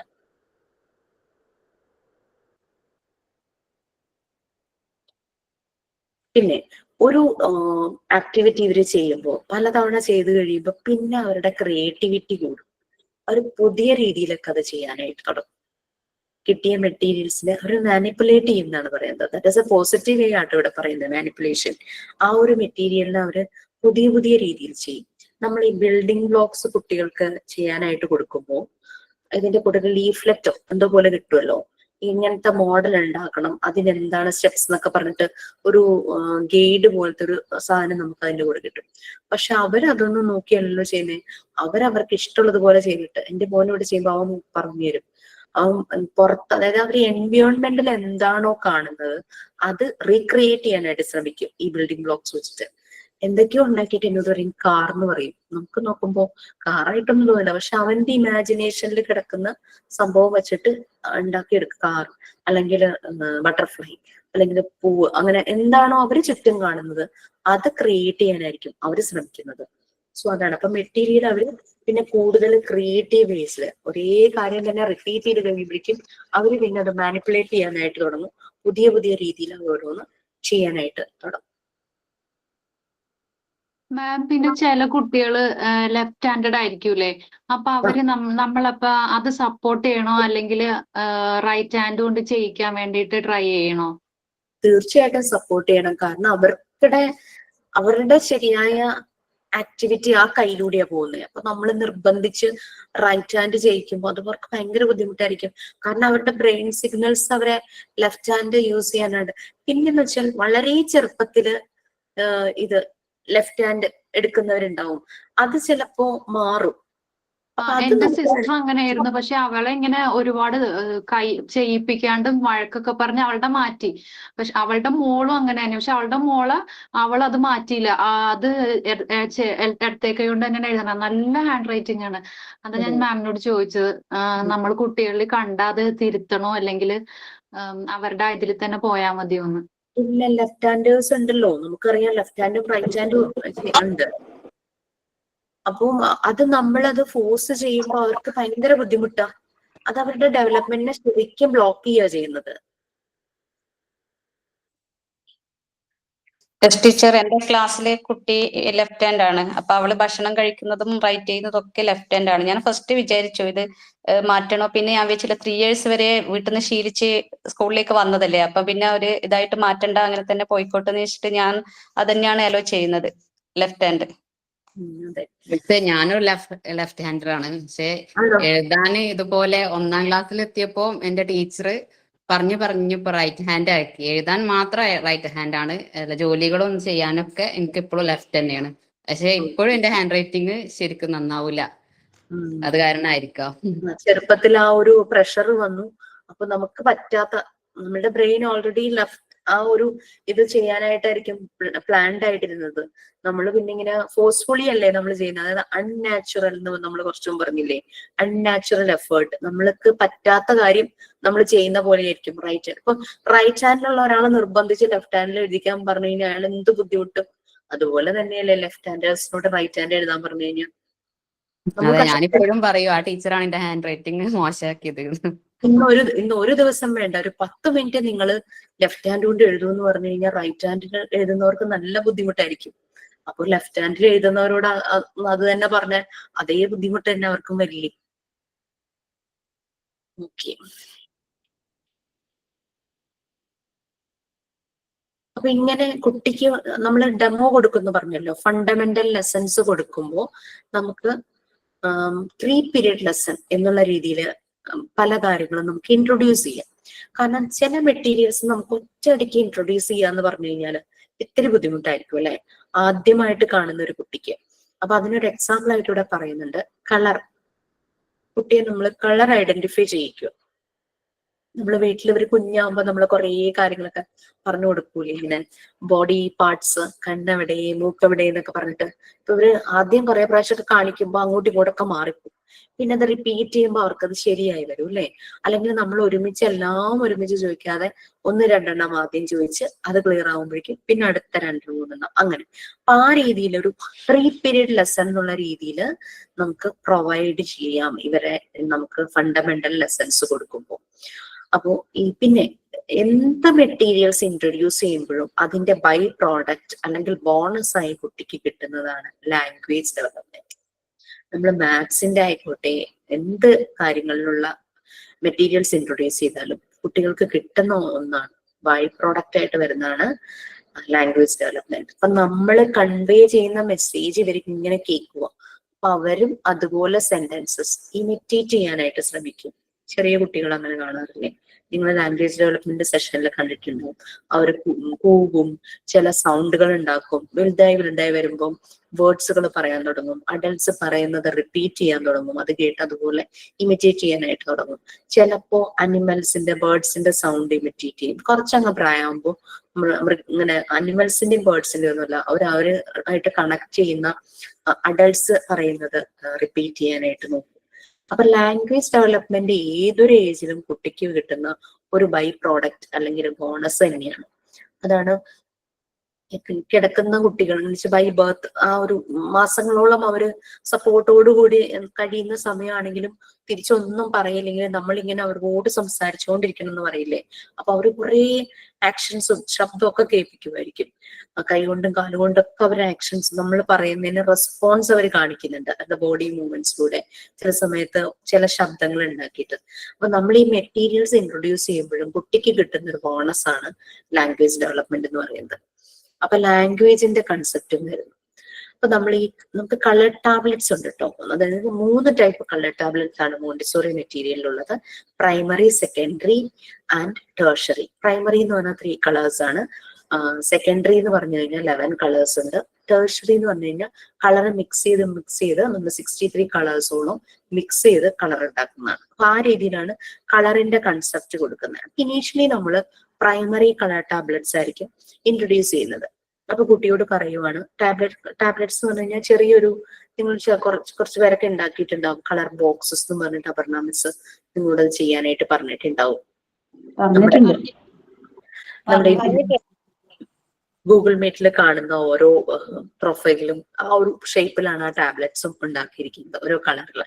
അപ്പൊ ഈ കളറ് പെട്ടെന്ന് എല്ലാ കളറും കൂടെ കാണിച്ചു കഴിഞ്ഞാൽ ഒരു ചെറിയ കുട്ടിക്ക് അത് മനസ്സിലാക്കാൻ ബുദ്ധിമുട്ടായിരിക്കും. അപ്പൊ അതിന് ടീച്ചർ ചെയ്യുന്നതാണ് ഒരു 3 പീരിയഡ് ലെസൺ എന്നുള്ള രീതിയിൽ. അപ്പൊ ഫസ്റ്റ് പീരീഡില് ടീച്ചർ ഒരു കളർ ടാബ്ലറ്റ് കുട്ടിയുടെ മുന്നിൽ വെച്ചിട്ട് ദിസ് ഈസ് ബ്ലൂ, അപ്പൊ ആ ഒരു സ്റ്റേറ്റ്മെന്റ് വരുമോ ദിസ് ഈസ് ബ്ലൂ എന്ന്. എന്നിട്ട് പെട്ടെന്ന് തന്നെ ആ ബ്ലൂ ടാബ്ലറ്റ് മാറ്റിയിട്ട് റെഡ് ടാബ്ലറ്റ് വെക്കുന്നു കുട്ടിയുടെ മുന്നിൽ. എന്നിട്ട് പറഞ്ഞു കൊടുക്കുക ദിസ് ഈസ് റെഡ്. കുട്ടി ഒരേപോലെ 2 സ്റ്റേറ്റ്മെന്റ് കേൾക്കുന്നു, 2 ഡിഫറെന്റ് കളേഴ്സ്. സെക്കൻഡ് ലെവലാണ് ഉദ്ദേശിക്കുന്നത്, സെക്കൻഡ് പീരീഡ് എന്ന് ഉദ്ദേശിക്കുന്നത്, അല്ലാണ്ട് നമ്മളുടെ ക്ലാസ് പീരീഡ് പോലെയല്ല കേട്ടോ. അപ്പൊ 2 കളറിനെ കാണിച്ചു കൊടുത്തു. ഇനി സെക്കൻഡ് പീരീഡിലെ ടീച്ചർ 2 ടാബ്ലറ്റ്സും മുന്നിലേക്ക് വെക്കും. 2 ടാബ്ലറ്റ്സും വെച്ചിട്ട് which is the red one എന്ന് ചോദിക്കും. ഇതിൽ റെഡ് ഏതാണെന്ന് ചോദിക്കും. അതുപോലെ തന്നെ which is the blue one എന്ന് ചോദിക്കും. അപ്പം കുട്ടിക്ക് ആ ഫസ്റ്റ് പീരീഡിൽ നിന്ന് റെഡ് ബ്ലൂ എന്നുള്ള കൺസെപ്റ്റ് അതിന്റെ ബ്രെയിനിൽ ഇംപ്രസ്ഡ് ആയിട്ടുണ്ടെങ്കിൽ അവൻ പെട്ടെന്ന് ഒന്നുമില്ലെങ്കിൽ ടച്ച് ചെയ്ത് കാണിക്കും. അല്ലെങ്കിൽ ടീച്ചർ ഫസ്റ്റ് പീരീഡിൽ എന്താ പറഞ്ഞത് this is blue this is red എന്നല്ലേ, അപ്പൊ അവൻ ആ സ്റ്റേറ്റ്മെന്റ് റിപ്പീറ്റ് ചെയ്യും. ഒന്നുമില്ലെങ്കിൽ this is red this is blue എന്ന് പറഞ്ഞ് കാണിക്കും. അപ്പൊ അതിൽ നിന്ന് ലാംഗ്വേജും വന്നു, കളറിന്റെ കൺസെപ്റ്റും വന്നു എന്നുള്ളത് നമുക്ക് നോക്കാം. ഈ കളർ മാറിപ്പോയി തിരിഞ്ഞു പോയെങ്കിൽ വീണ്ടും നമുക്ക് ഫസ്റ്റ് പീരീഡിൽ പോവാം, വീണ്ടും കാണിക്കാം this is red this is blue. Colour കുട്ടി കറക്റ്റ് ഐഡന്റിഫൈ ആണെങ്കിൽ നമുക്ക് തേർഡ് പീരീഡിലേക്ക് പോകാം. അതിന് കളറിനുള്ള കൺസെപ്റ്റ് കിട്ടി, നെയിമിങ് കൺസെപ്റ്റും ആയി വരുവാണ്. ഇനി വീണ്ടും കുട്ടിയുടെ മുന്നിൽ തേർഡ് പീരീഡിൽ ഏതെങ്കിലും ടാബ്ലറ്റ്സ് വെച്ചിട്ട് ചോദിക്കുവാണ് വാട്ട് ഇസ് ദിസ് എന്ന് ചോദിക്കുക. സെക്കൻഡ് പീരീഡിൽ ചോദിച്ചത് വിച്ച് ഈസ് റെഡ് എന്നായിരുന്നു. അപ്പൊ കുട്ടി ടച്ച് ചെയ്തിട്ടോ ദിസ് ഈസ് എന്തെങ്കിലും പറയും. പിന്നെ നെക്സ്റ്റ് വാട്ട് ഇസ് ദിസ് എന്ന് പറഞ്ഞ് ചോദിക്കും. അപ്പൊ കുട്ടി ആൻസർ ചെയ്യണം. അപ്പൊ അവിടെ ലാംഗ്വേജും വരണം, കളറിന്റെ കൺസെപ്റ്റും വരണം. നെയിമിങ് കൺസെപ്റ്റും കളറിന്റെ കൺസെപ്റ്റും ഒരുമിച്ച് കൊണ്ടുവന്ന് പറയണം. ദിസ് ഈസ് റെഡ് ആണെങ്കിൽ ദിസ് ഈസ് റെഡ്. അപ്പൊ അങ്ങനെ ആ രീതിയിൽ നമുക്ക് ഡെമോ കൊടുക്കുമ്പോൾ ഡിവൈഡ് ചെയ്ത് പല ലെവൽസിലേക്ക് ഡിവൈഡ് ചെയ്തിട്ട് ഡെമോ കൊടുക്കാം. അതിപ്പോ എക്സാമ്പിൾ ആയിട്ട് കളർ ടാബ്ലറ്റ്സിന്റെ കാര്യം പറഞ്ഞേ ഉള്ളൂ. നിങ്ങൾ ഏത് ആക്ടിവിറ്റി കൊടുക്കുമ്പോഴും നമുക്ക് അങ്ങനെ ഓരോരോ പാർട്ട് ബൈ പാർട്ടായിട്ട് കൊടുക്കാം. ഓക്കെ,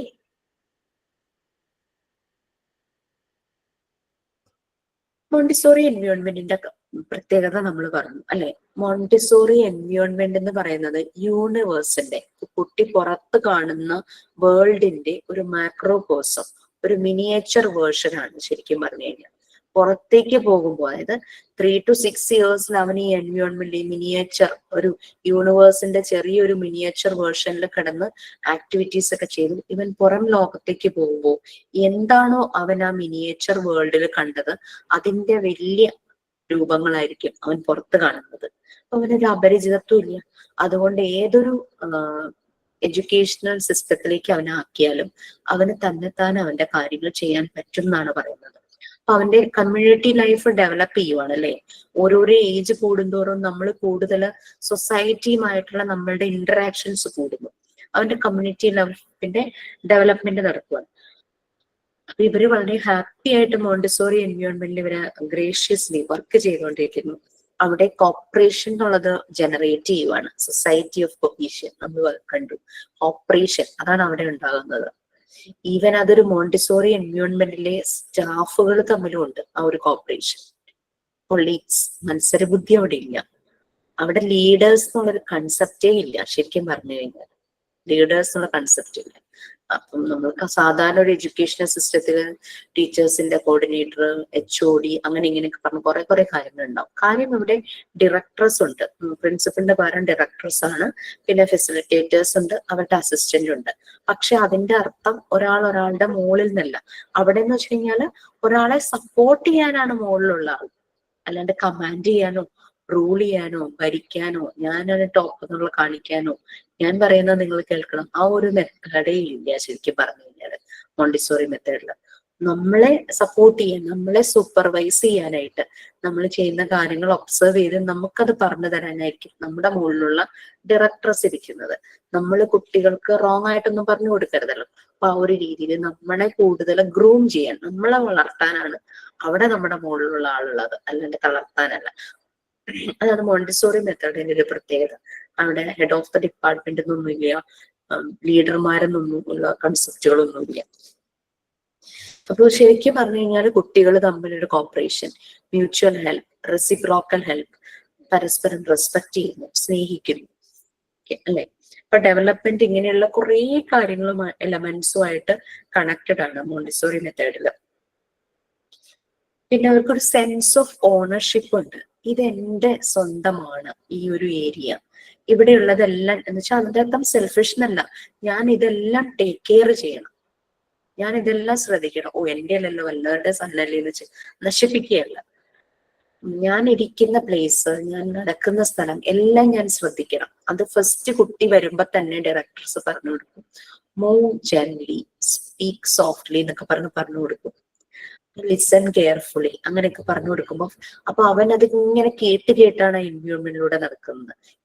ഇത് നമ്മളുടെ സാധനങ്ങളാണ്, നമ്മൾ ഹാവ് ടു ടേക്ക് കെയർ എന്നുള്ള രീതിയിലുള്ള മെസ്സേജുകൾ ഇങ്ങനെ കിട്ടുക. അപ്പൊ കുട്ടിക്ക് ഇതെല്ലാം ഞാൻ ശ്രദ്ധിക്കേണ്ട കാര്യങ്ങളാണെന്നുള്ളൊരു ഫീല് വരും. അപ്പൊ അത് അവൻ ഏത് എൻവയോൺമെന്റിലേക്ക് പോകുമ്പോഴും അത് അങ്ങനെ തന്നെ അവനിൽ കിട്ടും. ഒരു കമ്മ്യൂണിറ്റിയിലേക്ക് ജീവിക്കാൻ പോകുന്ന ഒരു പേഴ്സൺ ആണല്ലേ. അപ്പൊ അവന്റെ ആ ഒരു കമ്മ്യൂണിറ്റി ലൈഫിന്റെ ഡെവലപ്മെന്റ് അവിടെ നിന്ന് സ്റ്റാർട്ട് ചെയ്യുവാണ്. സൈക്കോളജിക്കൽ, ഇമോഷണൽ നീഡ്സ്, ഫിസിക്കൽ എല്ലാം അവിടെ അതിനനുസരിച്ചാണ് ആ എൻവയോൺമെന്റ് ഡിസൈൻ ചെയ്തേക്കുന്നത്. പിന്നെ ഓരോ ദിവസവും അവനറിയാം ഒരു സ്ട്രക്ചർ, ഓർഡർ ഇതെല്ലാം മെയിൻറ്റെയിൻ ചെയ്യുന്നു. ഒരു മെറ്റീരിയൽസ് എടുത്ത് ആക്ടിവിറ്റി ചെയ്യണമെന്നുണ്ടെങ്കിൽ അവൻ ആ ഓർഡർ അറിയാം. ഞാൻ അതിന് വേണ്ടിയിട്ട് ആദ്യം എന്താ ചെയ്യേണ്ടത്, മാറ്റ് എടുത്തുകൊണ്ട് വന്ന് അവിടെ അൺറോൾ ചെയ്ത് വിരിച്ചിരുന്നു. അത് കഴിഞ്ഞ് മെറ്റീരിയൽസ് എടുത്തുകൊണ്ട് വന്ന് മാറ്റിന് മുകളിൽ വെക്കുന്നു. അവിടെ ഇരുന്ന് മെറ്റീരിയൽസ് എല്ലാം കറക്റ്റ് ചെയ്യേണ്ട രീതിയിൽ ചെയ്തു തുടങ്ങും. അപ്പൊ ഓരോ ഓർഡറും ഓരോ ദിവസവും അറിയാം. അപ്പൊ sense of ownership, this is my, ഇത് എന്റെ പ്ലേസ് ആണ്, ഞാനിത് ശ്രദ്ധിക്കണം, അങ്ങനെയുള്ള ആ ഒരു റെസ്പോൺസിബിലിറ്റിയും ഓണർഷിപ്പും വരും.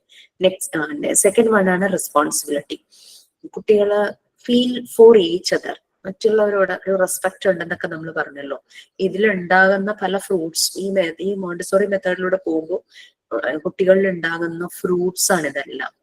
ആ ഒരു റെസ്പെക്ട്, റെസ്പോൺസിബിലിറ്റി, മറ്റുള്ളവരെ കെയർ ചെയ്യണം, അങ്ങനെയുള്ള കാര്യങ്ങളെല്ലാം. മറ്റു കുട്ടികൾക്ക് മോറൽ ഹെൽപ്പ് അവർ പ്രൊവൈഡ് ചെയ്യും. അതുപോലെ തന്നെ complimentary help to other children. ഈ പല ഏജിലുള്ള കുട്ടികളാണല്ലേ, അവർക്ക് അപ്പം എൽഡേഴ്സ് ചിലപ്പോ ചെറിയ കുട്ടികളെ ഹെൽപ്പ് ചെയ്യും. അപ്പൊ അവർക്ക് ആ ഒരു ഫീല്, എന്നെ സപ്പോർട്ട് ചെയ്തല്ലോ, എന്നെ ഹെൽപ്പ് ചെയ്തല്ലോ, തിരിച്ചും അവർക്ക് കൊണ്ട് പറ്റുന്നത് അവര് തിരിച്ചും ചെയ്യും. അപ്പൊ ആ ഒരു രീതിയില് റെസിപ്രോക്കൽ ഹെൽപ്പ് എന്ന് നമ്മൾ പറയില്ലേ. അപ്പൊ എന്നെ ഒരാൾ ഹെൽപ്പ് ചെയ്തിട്ടുണ്ടെങ്കിൽ അത് എന്റെ മനസ്സിൽ എപ്പോഴും ഉണ്ടാവും. അപ്പോ അയാൾക്ക് തിരിച്ചു കൊടുക്കാൻ പറ്റുന്ന അവസരമാണെങ്കിൽ തിരിച്ചു കൊടുക്കണം. അതല്ല വേറൊരു നീഡി ആയിട്ടുള്ള ഒരാളുണ്ടെങ്കിൽ അയാളെ ഹെൽപ്പ് ചെയ്യാം. അതാണ് റെസിപ്രോക്കൽ ഹെൽപ്പ് എന്ന് പറയുന്നത്. ഒരു കോംപ്ലിമെന്ററി പോലെ, നമ്മൾ റിട്ടേൺ ഗിഫ്റ്റ് എന്നൊക്കെ പറയില്ലേ.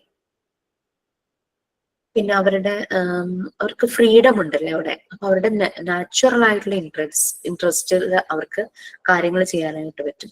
അവരുടെ ഫ്രീഡം ഒന്നും അവിടെ സപ്രസ് ചെയ്യുന്നില്ല. അപ്പൊ ഇത് അവരുടെ ഗ്രോത്ത്, അത് സ്പോണ്ടേനിയസ് ആയിട്ട് പല കാര്യങ്ങളും അവരിൽ ഡെവലപ്പ് ചെയ്യാനായിട്ട് ഹെൽപ്പ് ചെയ്യും. പിന്നെ ഡിഫറെന്റ് ഏജസ് ആണ് ഒരു ക്ലാസ്സിലുള്ളത്. അപ്പൊ ആ ഒരു ടിപ്പിക്കൽ ക്ലാസ് റൂമിൽ ഒരു 25 കുട്ടികളൊക്കെ ഉണ്ടെങ്കിൽ മിക്കവാറും 1/3 എന്ന് പറയുന്ന ഒരു 3 വയസ്സ്, പിന്നെ ബാക്കി 1/3 എന്ന് പറയുന്നത് 4 ഇയർ, അതുപോലെ തന്നെ 5 ഇയർ ഓൾഡ്, അങ്ങനെ 6 വരെയുള്ള ഏജിലുള്ള കുട്ടികളുടെ ഒരു മിക്സ് അവിടെ ഉണ്ട്. ഒരു 25 ചിൽഡ്രൻ ഒക്കെ ഉണ്ടെങ്കിൽ ആ ഒരു ഏജ് ഗ്രൂപ്പിലായിരിക്കും വരുന്നത്.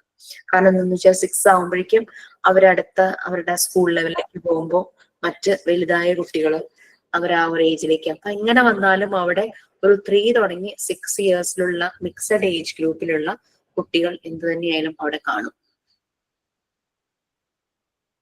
ഓക്കെ, അപ്പൊ അങ്ങനെ ആ ഒരു രീതി പരസ്പരം ഇവര് തമ്മിലുള്ള ഒരു പരസ്പരം ഒരു സപ്പോർട്ട്, ആ ഒരു ഇതെല്ലാം മോണ്ടിസോറി എൻവയോൺമെന്റിൽ നമുക്ക് കാണാം. മിക്സഡ് എയ്ഡ് ഗ്രൂപ്പ്, പല ഓപ്പർച്യൂണിറ്റീസും അവർക്ക് കിട്ടുന്നു to help each other. Elders ആയിട്ടുള്ള കുട്ടികളെ, ചെറിയ കുട്ടികളെ ഹെൽപ്പ് ചെയ്യുന്നു, തിരിച്ചും അങ്ങനെ ചെയ്യും. ഒരു ടീം ബിൽഡ് അവിടെ ഉണ്ടാകുന്നു, ഒരു ടീം സ്പിരിറ്റ്, ഒരു ടീം ബിൽഡ്, ഒരു ടീം ആണെന്നുള്ള രീതിയിലായിരിക്കും അവർ പലപ്പോഴും പല കാര്യങ്ങൾ ചെയ്യുന്നത്.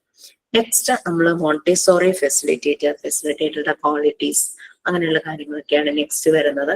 അതൊക്കെ നിങ്ങൾക്ക് ഇപ്പൊ കുറേ മനസ്സിലായിട്ടുണ്ടാവും. നമ്മൾ പലപ്പോഴും അതിനെപ്പറ്റി പറഞ്ഞു പോയിട്ടുണ്ട്.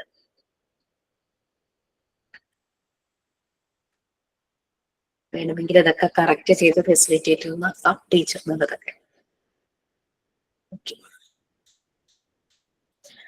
പലപ്പോഴും ഈ പറയുന്ന ഫെസിലിറ്റേറ്റർ പറയുന്ന പല കാര്യങ്ങളും കുട്ടികൾ കേൾക്കേണ്ടതായിട്ട് വരും.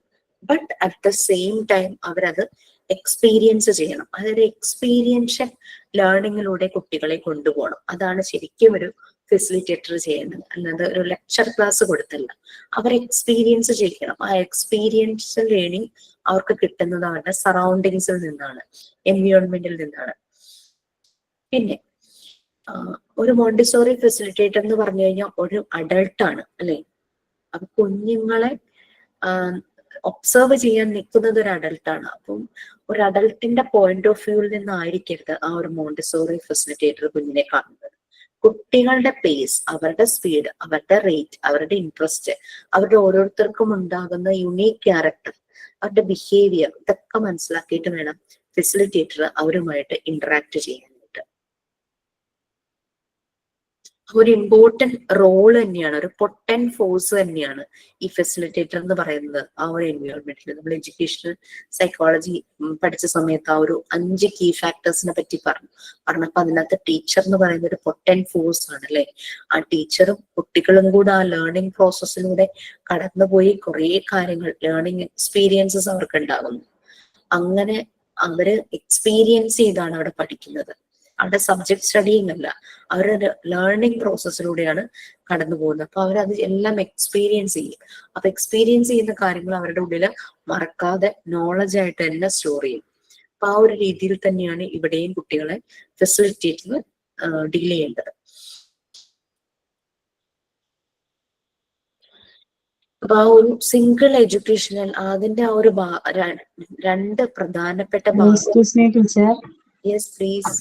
ക്ലാസ് ഇങ്ങനെ ഓരോ ടോപ്പിക്കുകൾ പോകുമ്പോഴേ അതിൽ ഇമ്പോർട്ടന്റ് ആയിട്ടുള്ള എന്തെങ്കിലും വേർഡ്സോ സെന്റൻസ് ഒക്കെ ഉണ്ടെങ്കിൽ പറഞ്ഞൊന്ന് അണ്ടർലൈൻ ചെയ്ത് വെക്കുക. നമുക്ക് എക്സാമിന് വരാവുന്ന എന്തെങ്കിലും ക്വസ്റ്റ്യൻസ് ഒക്കെ ഉണ്ടെങ്കിൽ ഒന്ന് പറയുകയാണെങ്കിൽ വേറൊരു കാര്യം പറയാം. എക്സാമിനൊക്കെ ടീച്ചർ പറയുന്നതൊക്കെ നല്ല മനസ്സിലാവുന്നുണ്ട്, കേട്ടിരിക്കും. പക്ഷെ നമുക്ക് എക്സാമിനും കൂടി അത് ഇമ്പോർട്ടന്റ് ആയിട്ടുള്ള ഒന്ന് പറഞ്ഞു തരികയാണെങ്കിൽ. അത് ശരി തന്നെയാണ്. പക്ഷെ എനിക്ക് ഈ എക്സാം പോയിന്റ് ഓഫ് വ്യൂവിലെ ക്ലാസ് എടുക്കുന്നത് എനിക്കൊന്നും പറ്റില്ല. എന്താന്ന് എനിക്കറിയില്ല.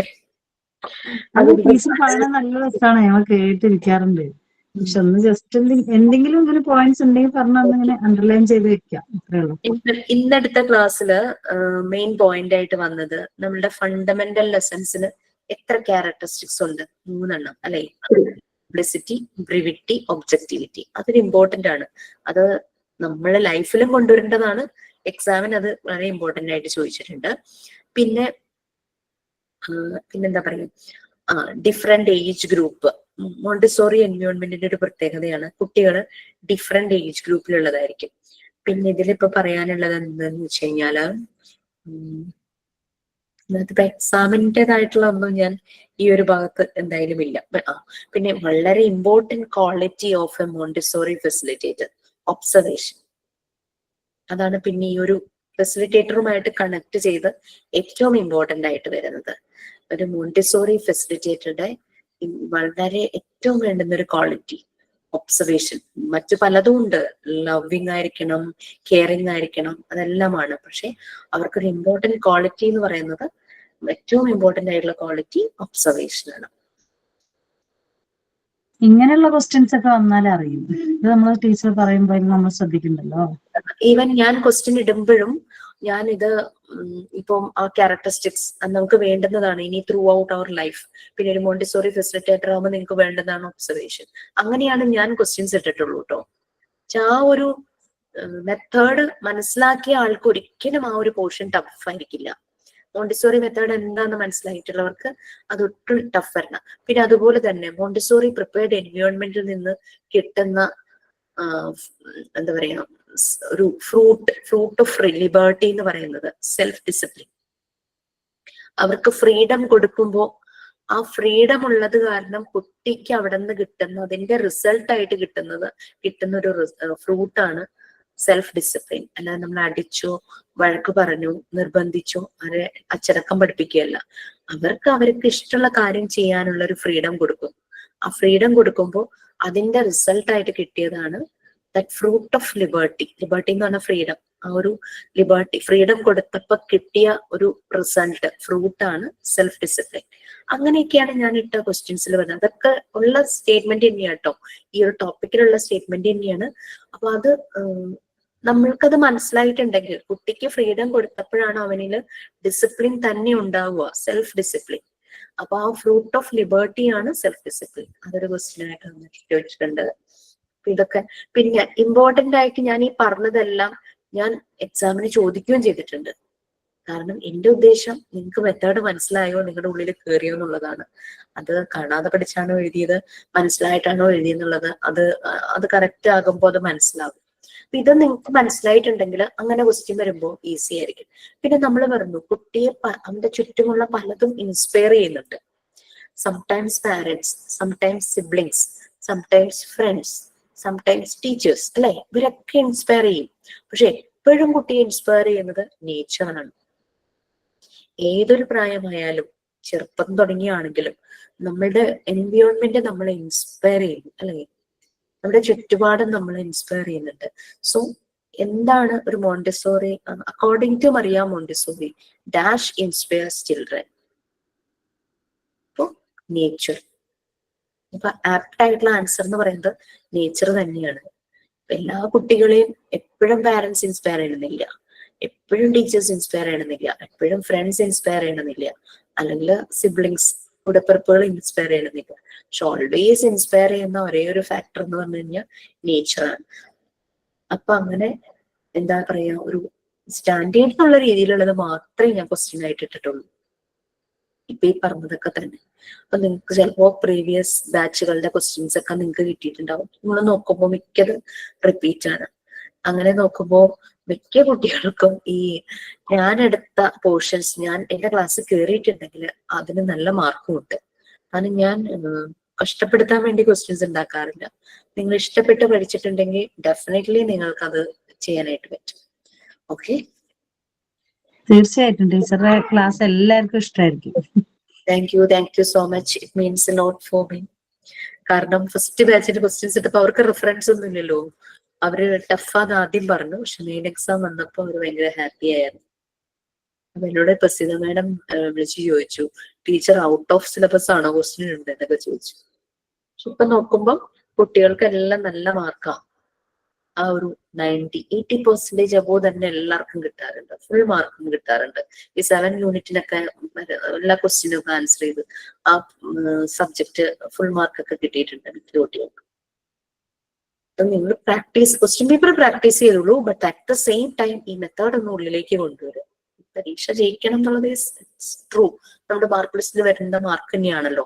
But at the same time ഈ ഒരു മെത്തേഡ് ഉള്ളിലേക്ക് ഒന്ന് കൊണ്ടുവരിക, നമ്മൾ അപ്ലൈ ചെയ്യുക നമ്മുടെ ലൈഫിൽ. എപ്പോഴെങ്കിലും അത് നമുക്ക് അപ്ലൈ ചെയ്യാൻ പറ്റി കഴിഞ്ഞു കഴിഞ്ഞാൽ അതിന്റെ റിസൾട്ട് വളരെ നല്ലതായിരിക്കും. ഓക്കെ,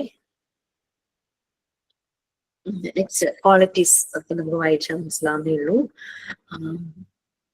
അപ്പൊ കുട്ടികളുടെ ഡെവലപ്മെന്റ്, അവരുടെ എബിലിറ്റീസ് മുന്നിലേക്ക്, അതായത് അത് ഡെവലപ്പ് ചെയ്ത് വരുന്നതിൽ ഒരു മോണ്ടിസോറി ഫെസിലിറ്റേറ്റർക്ക് നല്ലൊരു റോൾ ഉണ്ട്. ജൈജാന്റിക് റോൾ ഉണ്ടെന്ന് പറയാ, ഒരു വലിയ റോൾ ഉണ്ടെന്നുള്ള രീതിയിൽ തന്നെ.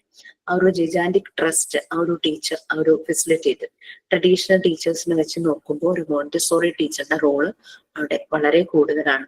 എൻ്റെ ഒരു ഫ്രണ്ട്, ആ ഫ്രണ്ടിന് 2 പെൺകുട്ടികളാട്ടോ. ഒരാളിപ്പോ 10th ആയി, മറ്റേയാള് MBBS പഠിക്കുന്നു. MBBS കിട്ടിയത് തന്നെ മെറിറ്റിലാണ് കിട്ടിയത്, ബാംഗ്ലൂർ മെഡിക്കൽ കോളേജിലാണ്. ആ കുട്ടിക്ക് ബാംഗ്ലൂരും കിട്ടി, തൃശ്ശൂർ മെഡിക്കൽ കോളേജിലും കിട്ടി. പിന്നെ അത് ബോൺ ആൻഡ് ബ്രോട്ടപ്പ് പഠിച്ചതും എല്ലാം ബാംഗ്ലൂർ ആയതുകൊണ്ട് ബാംഗ്ലൂരാണ് ഓപ്റ്റ് ചെയ്തത്. അപ്പോൾ ഇപ്പോഴും പറയും, ആ ഒരു ഫ്രണ്ട് എപ്പോഴും മോണ്ടിസോറി മെത്തേഡായിരുന്നു അവർ പഠിച്ചത് ചെറിയ ക്ലാസ്സിൽ. ഇപ്പോഴും ആ മോണ്ടിസോറി അവരുടെ ഫെസിലിറ്റേറ്ററെ ഭയങ്കര ഇഷ്ടമാണ്.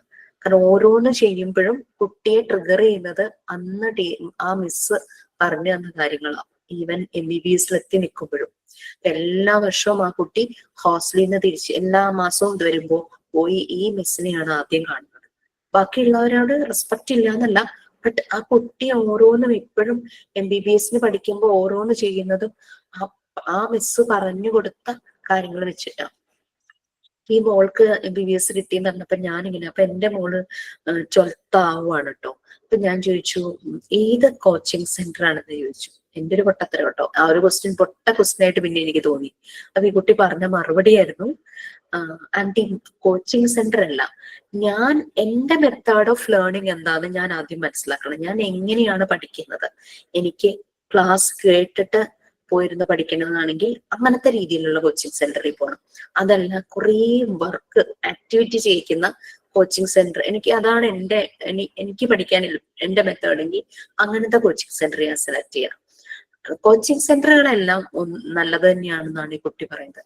നമ്മുടെ മെത്തേഡ് ഓഫ് ലേണിംഗ് എന്താണോ അതിനനുസരിച്ച് പോയി കോച്ചിങ് സെന്റർ. ഇത് നല്ലൊരു പെർഫെക്റ്റ് മറുപടി ആയിട്ട് എനിക്ക് തോന്നി ആ കുട്ടി പറഞ്ഞത്. അതായിരുന്നു കറക്റ്റ്.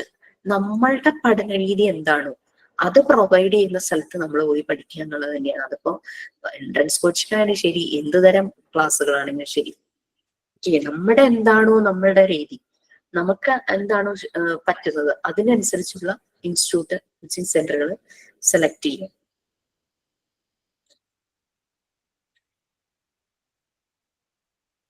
ഓക്കെ, അപ്പൊ അങ്ങനെ ക്വാളിറ്റീസിലാണ് നമ്മൾ എത്തിയിരിക്കുന്നത് മോണ്ടിസോറി ഫെസിലിറ്റേറ്ററുടെ. കുട്ടിയുടെ എല്ലാ കപ്പാസിറ്റിയും ഡെവലപ്പ് ചെയ്യുന്നതിൽ നല്ലൊരു റോള് ശരിക്കും മോണ്ടിസോറി ഫെസിലിറ്റേറ്റർ ഉണ്ട്. നമ്മൾ പറഞ്ഞു മോണ്ടിസോറി ഫെസിലിറ്റേറ്റർ പാസീവാണ്, ഒബ്സർവേഷൻ ആണുള്ളത്. പക്ഷെ ഒബ്സർവേഷനാണ് നെക്സ്റ്റ് ആ കുട്ടിക്ക് എന്ത് ആക്ടിവിറ്റി ആയിരിക്കും അവന് പറ്റുന്നത് എന്ന് മനസ്സിലാക്കാനായിട്ട് ആ ഒബ്സർവേഷനാണ് നമ്മളെ ഹെൽപ്പ് ചെയ്യുന്നത്. നമുക്ക് ഈവൻ നമ്മുടെ വീട്ടിൽ നമ്മുടെ കുഞ്ഞുങ്ങളെ ശ്രദ്ധിച്ചു കഴിഞ്ഞു കഴിഞ്ഞാൽ നമുക്കറിയാം അവർക്ക് എന്താണ് നെക്സ്റ്റ്. അവർ പറയാതെ തന്നെ അവർക്ക് നെക്സ്റ്റ് അവരുടെ നീഡ് നമുക്ക് മനസ്സിലാവും. അത് നമ്മുടെ ലൈഫ് പാർട്ട്ണർ ആണെങ്കിലും നമ്മുടെ പാരന്റ്സ് ആണെങ്കിലും ഇന്നോസ് ആണെങ്കിലും ഇപ്പൊ അവർക്ക് സുഖമില്ല, നമ്മളാണ് അവരുടെ കാര്യങ്ങൾ നോക്കുന്നത്. നമുക്കറിയാം ഇത്ര ടൈമിൽ അവർക്ക് ഇത് ആവശ്യമുണ്ട്. അല്ലെങ്കിൽ അവര് നമ്മളെ ഒന്ന് വിളിക്കുമ്പോൾ, ഇൻലോസ് പാരന്റ്സ് ഒക്കെ വിളിക്കുമ്പോൾ അവരെന്തിനാ വിളിക്കുന്നതെന്ന് നമുക്ക് മനസ്സിലാവും അല്ലെ. കുഞ്ഞു ബേബി ആയിരിക്കുമ്പോൾ കുട്ടി ചില സമയത്ത് കരയുന്നത് അല്ലെങ്കിൽ ചില മാനറിസം കാണിക്കുമ്പോൾ നമുക്കറിയില്ലേ നെക്സ്റ്റ് അവരുടെ നീഡ് എന്താന്ന് മനസ്സിലാവില്ലേ. അത് തന്നെയാണ്. അപ്പൊ അതുപോലെ തന്നെ ആയിരിക്കണം ഈ മോണ്ടിസോറി ഫെസിലിറ്റേറ്റർ ആ ഒരു എൻവയോൺമെന്റിൽ. അവിടെ ഒരു ട്രസ്റ്റ് ഫോം ചെയ്യുവാണ്, ബോണ്ടിങ് ഫോം ചെയ്യുക. ഈവൻ ദോ പാസീവായിട്ട് ഇരുന്നാലും കുട്ടികളുമായിട്ടൊരു ബോണ്ടിങ് അവിടെ ഫോം ചെയ്യുന്നു. കുട്ടിയെ ഫോളോ ചെയ്യും മോണ്ടിസോറി ഫെസിലിറ്റേറ്റർ. സാധാരണ മെത്തേഡിൽ എന്താ, ടീച്ചർ ഒരു പ്ലാറ്റ്ഫോമിൽ നിന്ന് പറയുന്നത് ഞാൻ പറയുന്നത് കേൾക്കണം, ഞാൻ പറയുന്നത് നിങ്ങൾ ശ്രദ്ധിക്കണം. അത് തന്നെയല്ലേ ബോസ് സബോർഡിനേറ്റ്സ് കൺസെപ്റ്റ്. മോണ്ടിസോറി സ്കൂളിലും അങ്ങനെ ഒരു കൺസെപ്റ്റ് ഇല്ല. അങ്ങനെ ചെയ്യുന്നവരുണ്ട്, ഇല്ല എന്നില്ല, പക്ഷെ അങ്ങനെ ഒരു കൺസെപ്റ്റേ അവിടെ ഇല്ല. എല്ലാവരും സെയിം ആണ്. അവിടെ ലീഡേഴ്സിനോ ഒരാളാണ് HOD-എന്നോ ഹെഡ് ഓഫ് എന്നോ ഒന്നുമില്ല. Everybody is the same. അതിപ്പോ നമ്മുടെ ഇൻസ്റ്റിറ്റ്യൂട്ടിലാണെങ്കിലും ശരി, ആ ഒരു എന്റെ വ്യൂ അതാണ്. നമ്മുടെ ടെക്നിക്കൽ സപ്പോർട്ട് നമ്മളുണ്ട്. ഇവൻ കൊച്ചു റിജോ തുടങ്ങിയിട്ട് അങ്ങനെ എല്ലാവരും ഉണ്ട്. അക്കാദമിക് നിങ്ങളുടെ മാർക്ക് ലിസ്റ്റ്, നിങ്ങൾക്ക് വൈവയ്ക്ക് വേണ്ടുന്ന പ്രൊവിഷൻസ് ഒക്കെ ടൈമൊക്കെ സെറ്റ് ചെയ്ത് തരുന്ന ഒരു അക്കാദമിക് ടീമുണ്ട്, അഡ്മിനിസ്ട്രേഷൻ സെഷൻ ഉണ്ട്, മാനേജ്മെന്റ് ഉണ്ട്. ഞാൻ എല്ലാരെയും ഒരേപോലെ ലൈക്ക് ആ ഒരു എല്ലാരും ഒരുപോലെയാണ് കാണും. അത് നമ്മൾ ആ മെത്തേഡിലൂടെ പോകുമ്പോൾ നമ്മളിൽ വരുന്നതാ. നമ്മുടെ വീട്ടിലുള്ളവരാണെങ്കിലും ശരി, ഇപ്പൊ ശരിക്കും പറഞ്ഞു കഴിഞ്ഞാൽ നമ്മളുടെ പാരന്റ്സ് ഒരു പ്രായമാകുമ്പോ അവർക്ക് ചെറിയ ചെറിയ വാശികളൊക്കെ വരും അല്ലെ. ഇല്ലോസ് ആകുമ്പോഴും അവർക്ക് ആരാണെങ്കിലും ഇല്ലോസ് ആണെങ്കിലൊക്കെ നമ്മുടെ ഫാമിലി തന്നെയുള്ളവരാണല്ലോ. അവർ ചെറിയ ചെറിയ ചെറിയ വാശികളും താല്പര്യങ്ങളൊക്കെ മാറിക്കൊണ്ടിരിക്കും, ആ ഇൻട്രസ്റ്റും കാര്യങ്ങളും. അപ്പൊ ഇത് നമ്മൾക്ക് ഉൾക്കൊള്ളാനുള്ളൊരു ഇത് നമ്മളിൽ വരും ഈ ഒരു മെത്തേഡ് നമ്മളുടെ ഉള്ളിലുണ്ടെങ്കിൽ. അപ്പൊ അതാണ് ശരിക്കും ഇപ്പോ നമ്മൾക്ക് ഫ്രണ്ട്സും ഉണ്ടാകും. നമ്മൾ ഈ ഒരു മെത്തേഡ് നമ്മുടെ ഉള്ളിലുണ്ട്. നമ്മൾ ആ ഒരു ഫ്രണ്ടിനോട് നമ്മളുടെ ഇടപഴകുന്ന രീതിയിൽ ആ ഒരു വ്യത്യാസം അതിന് മനസ്സിലാകുമ്പോൾ അവർക്കൊരു ട്രസ്റ്റ് വരികയാണ്. എനിക്ക് എന്തും പറയാം, എനിക്ക് എന്തും ഷെയർ ചെയ്യാൻ പറ്റുന്ന ഒരാള്, ഞാൻ പറയുന്നത് കേൾക്കുന്നവരാണ്. അതെന്ത് ചെറിയ കാര്യമാണെങ്കിലും ശരി, വലിയ കാര്യമാണെങ്കിലും ശരി, എന്നെ കേൾക്കുന്ന ഒരു സുഹൃത്ത്. നമ്മൾ ഓരോരുത്തർക്കും ഓരോ സ്പേസ് നമ്മുടെ ലൈഫിൽ ഉണ്ടാക്കുകയാണ് അല്ലേ. ആ ഒരു സ്പേസ് അവർക്ക് അവരായിരിക്കാനുള്ള ഒരു സ്പേസ് ഉണ്ടാക്കുക, അതാണ്. ഈ എൻവയോൺമെന്റിലും അങ്ങനെയല്ലേ, കുഞ്ഞുങ്ങൾക്ക് ആ കുഞ്ഞുങ്ങളുടെ രീതിയിൽ ഇരിക്കാനുള്ള ഒരു സ്പേസ് കൊടുക്കുന്നു, അവരെ നിർബന്ധിച്ചൊന്നും ചെയ്യിക്കുന്നില്ല. അപ്പൊ അതാണ് ഒരു മോണ്ടിസോറി ഫെസിലിറ്റേറ്റർ അവിടെ ചെയ്യുന്നത്. ആ ഒരു സ്പേസ് എല്ലാരും ആഗ്രഹിക്കുന്നതല്ലേ, നമ്മൾ എവിടെയാണെങ്കിലും നമ്മളായിരിക്കാൻ പറ്റുന്ന ഇടങ്ങൾ, അത് നമ്മൾക്ക് ഭയങ്കര കംഫർട്ട് ആയിരിക്കും അല്ലെ, അവിടെ നമ്മൾ അങ്ങ് വളരും. നമ്മളായിരിക്കുന്ന ഇടങ്ങളിൽ ഇരിക്കാനായിരിക്കും നമുക്ക് കൂടുതൽ ഇഷ്ടപ്പെടുക. ഓക്കെ, അപ്പൊ ഈ ഫെസിലിറ്റേറ്റർ ഒരു ഗ്രോയിങ് പേഴ്സൺ ആയിരിക്കണം, അപ്ഡേറ്റ് ചെയ്യണം ഫെസിലിറ്റേറ്റർ അല്ലെ. ഈ ഒരു മോണ്ടിസോറി ഫെസിലിറ്റേറ്റർ ഒരു ഗ്രോയിങ് പേഴ്സൺ ആയിരിക്കണം. Growing person in the sense എല്ലാ കാര്യങ്ങളിലും അപ്ഡേറ്റഡ് ആയിരിക്കണം. അതിപ്പോ ചൈൽഡ് സൈക്കോളജി ആണെങ്കിലും ശരി, കാരണം 20 കുട്ടികൾ വരുന്നുണ്ടെങ്കിൽ 20 പേരും 20 രീതിയിലാണ് പെരുമാറുന്നത്. അവരുടെ ബിഹേവിയർ മനസ്സിലാക്കാനായിട്ട് പറ്റണം, ബിഹേവിയർ ഇഷ്യൂസ് ഉണ്ടോ എന്നുള്ളത് ഐഡന്റിഫൈ ചെയ്യാനായിട്ട് പറ്റണം, അത് അഡ്രസ് ചെയ്യാനായിട്ട് പറ്റണം. അപ്പൊ നമ്മൾ അപ്ഡേറ്റഡ് ആകണം. നമ്മളുടെ ഒരു സിലബസിൽ നമ്മൾ മോണ്ടിസോറി കോഴ്സ് കഴിഞ്ഞു എന്നുള്ളതല്ല, നമ്മൾ അപ്ഡേറ്റഡ് ആയിക്കൊണ്ടിരിക്കണം. കുട്ടിക്കൊരു ലേണിംഗ് ഡിസബിലിറ്റി ഉണ്ടെന്ന് മനസ്സിലാക്കിയാൽ അത് കറക്റ്റ് ചെയ്യാൻ എന്ത് ചെയ്യണം എന്നുള്ളത് നമ്മൾ അറിഞ്ഞിരിക്കണം അല്ലെ. അപ്പൊ ആ രീതിയിൽ നമുക്ക് അപ്ഗ്രേഡ് ചെയ്യാനായിട്ട് അവസരങ്ങൾ കിട്ടുവാണെങ്കിൽ നമ്മൾ തീർച്ചയായിട്ടും അപ്ഗ്രേഡ് ചെയ്യണം. ഫ്രീ ആയിട്ടുള്ള വെബിനാർസ് ഒക്കെ ഉണ്ടാവും, ക്ലാസ്സസ് ഒക്കെ ഉണ്ടാവും, അതൊക്കെ എവിടെയെങ്കിലൊക്കെ കേൾക്കുവാണെങ്കിൽ നമുക്കത് മനസ്സിലാക്കാം. നിങ്ങൾ ഇപ്പൊ തന്നെ പലരും art and craft best out of waste ചെയ്തു തുടങ്ങി. ഒരു ക്ലാസ്സിൽ ഒരു കുട്ടി പറഞ്ഞായിരുന്നു, ഞാൻ ഇതൊന്നും ചെയ്യാത്ത ഒരാളായിരുന്നു, ഞാൻ അതൊക്കെ ട്രൈ ചെയ്തു, അപ്പൊ എനിക്ക് മനസ്സിലായി എനിക്ക് ഇതൊക്കെ ചെയ്യാൻ പറ്റും. സോ അവിടെ ഗ്രോയിങ് പേഴ്സൺ ആയി മാറുവാണ്, അപ്ഡേറ്റഡ് ആവുകയാണ്. ഒരു പ്രാക്ടിക്കൽ നോളജ്, പ്രഗ്മാറ്റിക് നോളജ് എന്ന് അവിടെ താഴെ ലാസ്റ്റ് സെന്റൻസി പറയുന്നുണ്ട്. പ്രാക്ടിക്കൽ നോളജ് ഉണ്ടായിരിക്കണം. ചുമ്മാ കുറെ തിയറി മാത്രം അറിയാന്നുള്ളതല്ല, പ്രാക്ടിക്കലി അത് എക്സ്പീരിയൻസ് ചെയ്തിട്ടുണ്ടാണ്. ആ ഒരു എക്സ്പീരിയൻസ് ചെയ്യാനായിട്ട് അവർക്ക് പറ്റണം. ഒരു പ്രാക്ടിക്കൽ നോളജ് ഉണ്ടായിരിക്കണം എബൌട്ട് അവർ സെൽഫ്, അവരാനെ കുറിച്ചും ഒരു പ്രാക്ടിക്കൽ നോളജ് ഉണ്ടായിരിക്കണം.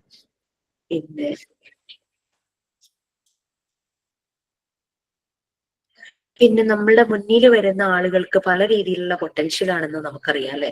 അപ്പൊ അത് നമുക്ക് മനസ്സിലാക്കാനായിട്ട് നമ്മളുടെ ഓൺ കപ്പാസിറ്റി നമുക്ക് മനസ്സിലാക്കാനായിട്ട് പറ്റണം. ചില വ്യക്തികൾ പറയാറില്ലേ, എനിക്കൊന്നും അറിയില്ല, എന്നെ കൊണ്ട് പറ്റില്ല.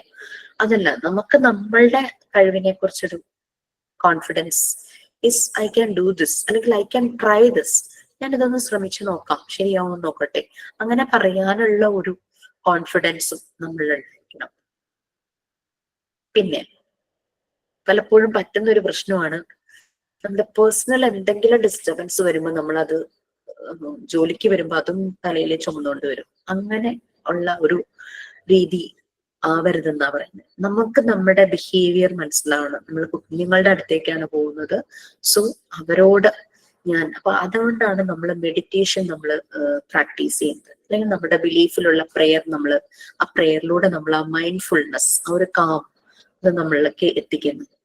അപ്പൊ ഞാൻ ചിലപ്പോൾ മിക്കവാറും ഭയങ്കര എന്തെങ്കിലും കാര്യം കൊണ്ട് പ്രഷറൈസ് ചെയ്ത് മുൾമുനയെ നിൽക്കുമ്പോഴായിരിക്കാം ഞാൻ ക്ലാസ്സിൽ വരുന്നത്.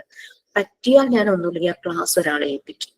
അന്ന് എനിക്ക് എടുക്കാൻ പറ്റിയിരുന്നെങ്കിൽ അതും പറ്റില്ല, അവരും ഇതാണെങ്കിൽ ഞാനങ്ങ് പ്രിപ്പയർഡ് ആണോ, സ്വയം ഞാൻ പ്രിപ്പയർഡ് ആകും, അല്ലെങ്കിൽ ഞാൻ നിങ്ങളോട് ചെയ്യുന്ന ഒരു തെറ്റായി പോവില്ലേ. അപ്പൊ അതിനനുസരിച്ച് ഇത് നിങ്ങൾ വലിയ കുട്ടികളാന്ന് പറയും, ഇത് കൊച്ചു കുട്ടികളല്ലേ, അവർക്കറിയില്ലല്ലോ. സംഭവം നിങ്ങൾ ചിലപ്പോൾ മനസ്സിലാക്കും, എന്റെ നോൺ വെർബൽ ക്യൂസ് കാണുമോ, മിസ്സിന് എന്തെങ്കിലും ബുദ്ധിമുട്ടുണ്ടോ എന്നൊക്കെ ചോദിക്കാറുണ്ട് ക്ലാസ്സിൽ. എന്തെങ്കിലും ടെൻഷൻ ഉണ്ടോ, എന്തെങ്കിലും അസുഖം വയ്യായികയുണ്ടോ, അങ്ങനെയൊക്കെ ചോദിക്കാറുണ്ടല്ലോ. അപ്പൊ അതാണ്. അപ്പൊ എന്റെ നോൺ വെർബൽ ക്യൂസ് കാണുമ്പോൾ നിങ്ങൾക്ക് മനസ്സിലാവുന്നു, അല്ലെങ്കിൽ എന്റെ സംസാരത്തിന്റെ ചില ലോ ആവും ഞാൻ, അല്ലെങ്കിൽ ഫേസിലെ ആ ഒരു പ്ലസന്റ് ഇത് കുറയും. അങ്ങനെയൊക്കെ വരുമ്പോൾ പലപ്പോഴും ക്ലാസ്സിൽ നിന്ന് ഞാൻ ഈ ചോദ്യം കേട്ടിട്ടുണ്ട്. കേൾക്കുമ്പോൾ എനിക്ക് സന്തോഷമാണ് കേട്ടോ. കാരണം നമുക്കിത് മനസ്സിലാകണമെങ്കിൽ നമ്മൾ ഒന്ന് വളരാതെ നമുക്കിത് മനസ്സിലാവില്ല. മറ്റൊരാളുടെ അയാളുടെ ഒരു രീതി, ബിഹേവിയറിൽ എന്തെങ്കിലും ചേഞ്ചസ് ഉണ്ടെന്ന് നമുക്ക് മനസ്സിലാക്കാൻ കഴിയുന്നത് ഭയങ്കര ഒരു കഴിവ് തന്നെയാണ്. പിന്നെ സെൽഫ് നോളജ്, നമുക്ക് നമ്മളെ പറ്റി തന്നെ, നമ്മളുടെ പൊട്ടൻഷ്യൽ, നമ്മുടെ പ്ലസ് മൈനസ് അത് നമ്മൾക്ക് മനസ്സിലാവുകയും ചെയ്യണം. കറക്റ്റ് ചെയ്യേണ്ടത് നമ്മൾക്ക് കറക്റ്റ് ചെയ്യാനായിട്ട് പറ്റണം. Self analysis, self criticises, self judgement, അത് നമ്മളെ എന്തായാലും ചെയ്തിട്ടുണ്ടാവണം. ഞാൻ ചെയ്തത് ശരിയായോ, കുറച്ചുകൂടെ ഞാൻ മെച്ചപ്പെടുത്തേണ്ടതുണ്ടോ, ഞാൻ അങ്ങനെ ചെയ്യണമായിരുന്നു, അത് കറക്റ്റ് ചെയ്യേണ്ടതുണ്ടോ, അങ്ങനെയുള്ള കാര്യങ്ങളെല്ലാം നമ്മൾ സ്വയം അനലൈസ് ചെയ്യേണ്ടതുണ്ട്. അപ്പൊ ഞാൻ അവിടെ വെച്ച് നിർത്തുകയാണ്. നാളത്തെ ക്ലാസ് കൊണ്ട് എത്രത്തോളം കഴിയുമെന്ന് എനിക്ക് അറിയില്ല. കാരണം മോണ്ടിസോറി ടേംസ് ഭയങ്കര, ഇതൊക്കെ പിന്നെയും നിങ്ങൾ പരസ്പരം ഡിസ്കസ് ചെയ്ത് സംസാരിച്ച് ഒക്കെ വരും. മോണ്ടിസോറി ടേംസ് ഇതിനേക്കാൾ ചെറുതാണെങ്കിലും ഇത്തിരി പുതിയ പുതിയ വേർഡ്സ് അതിൽ വരുന്നുണ്ട്. ഇത് പിന്നെ പോട്ടെ, നമ്മൾ പലതവണ ക്ലാസ്സിലൂടെ പറഞ്ഞു പോയി എന്നെങ്കിലും പറയാം. ഈ ഓരോ ചാപ്റ്ററും 3rd, 4th, 7th കൂടെ ഒക്കെ കുറെ കണക്ട് ചെയ്ത് പറഞ്ഞിട്ടുണ്ട്.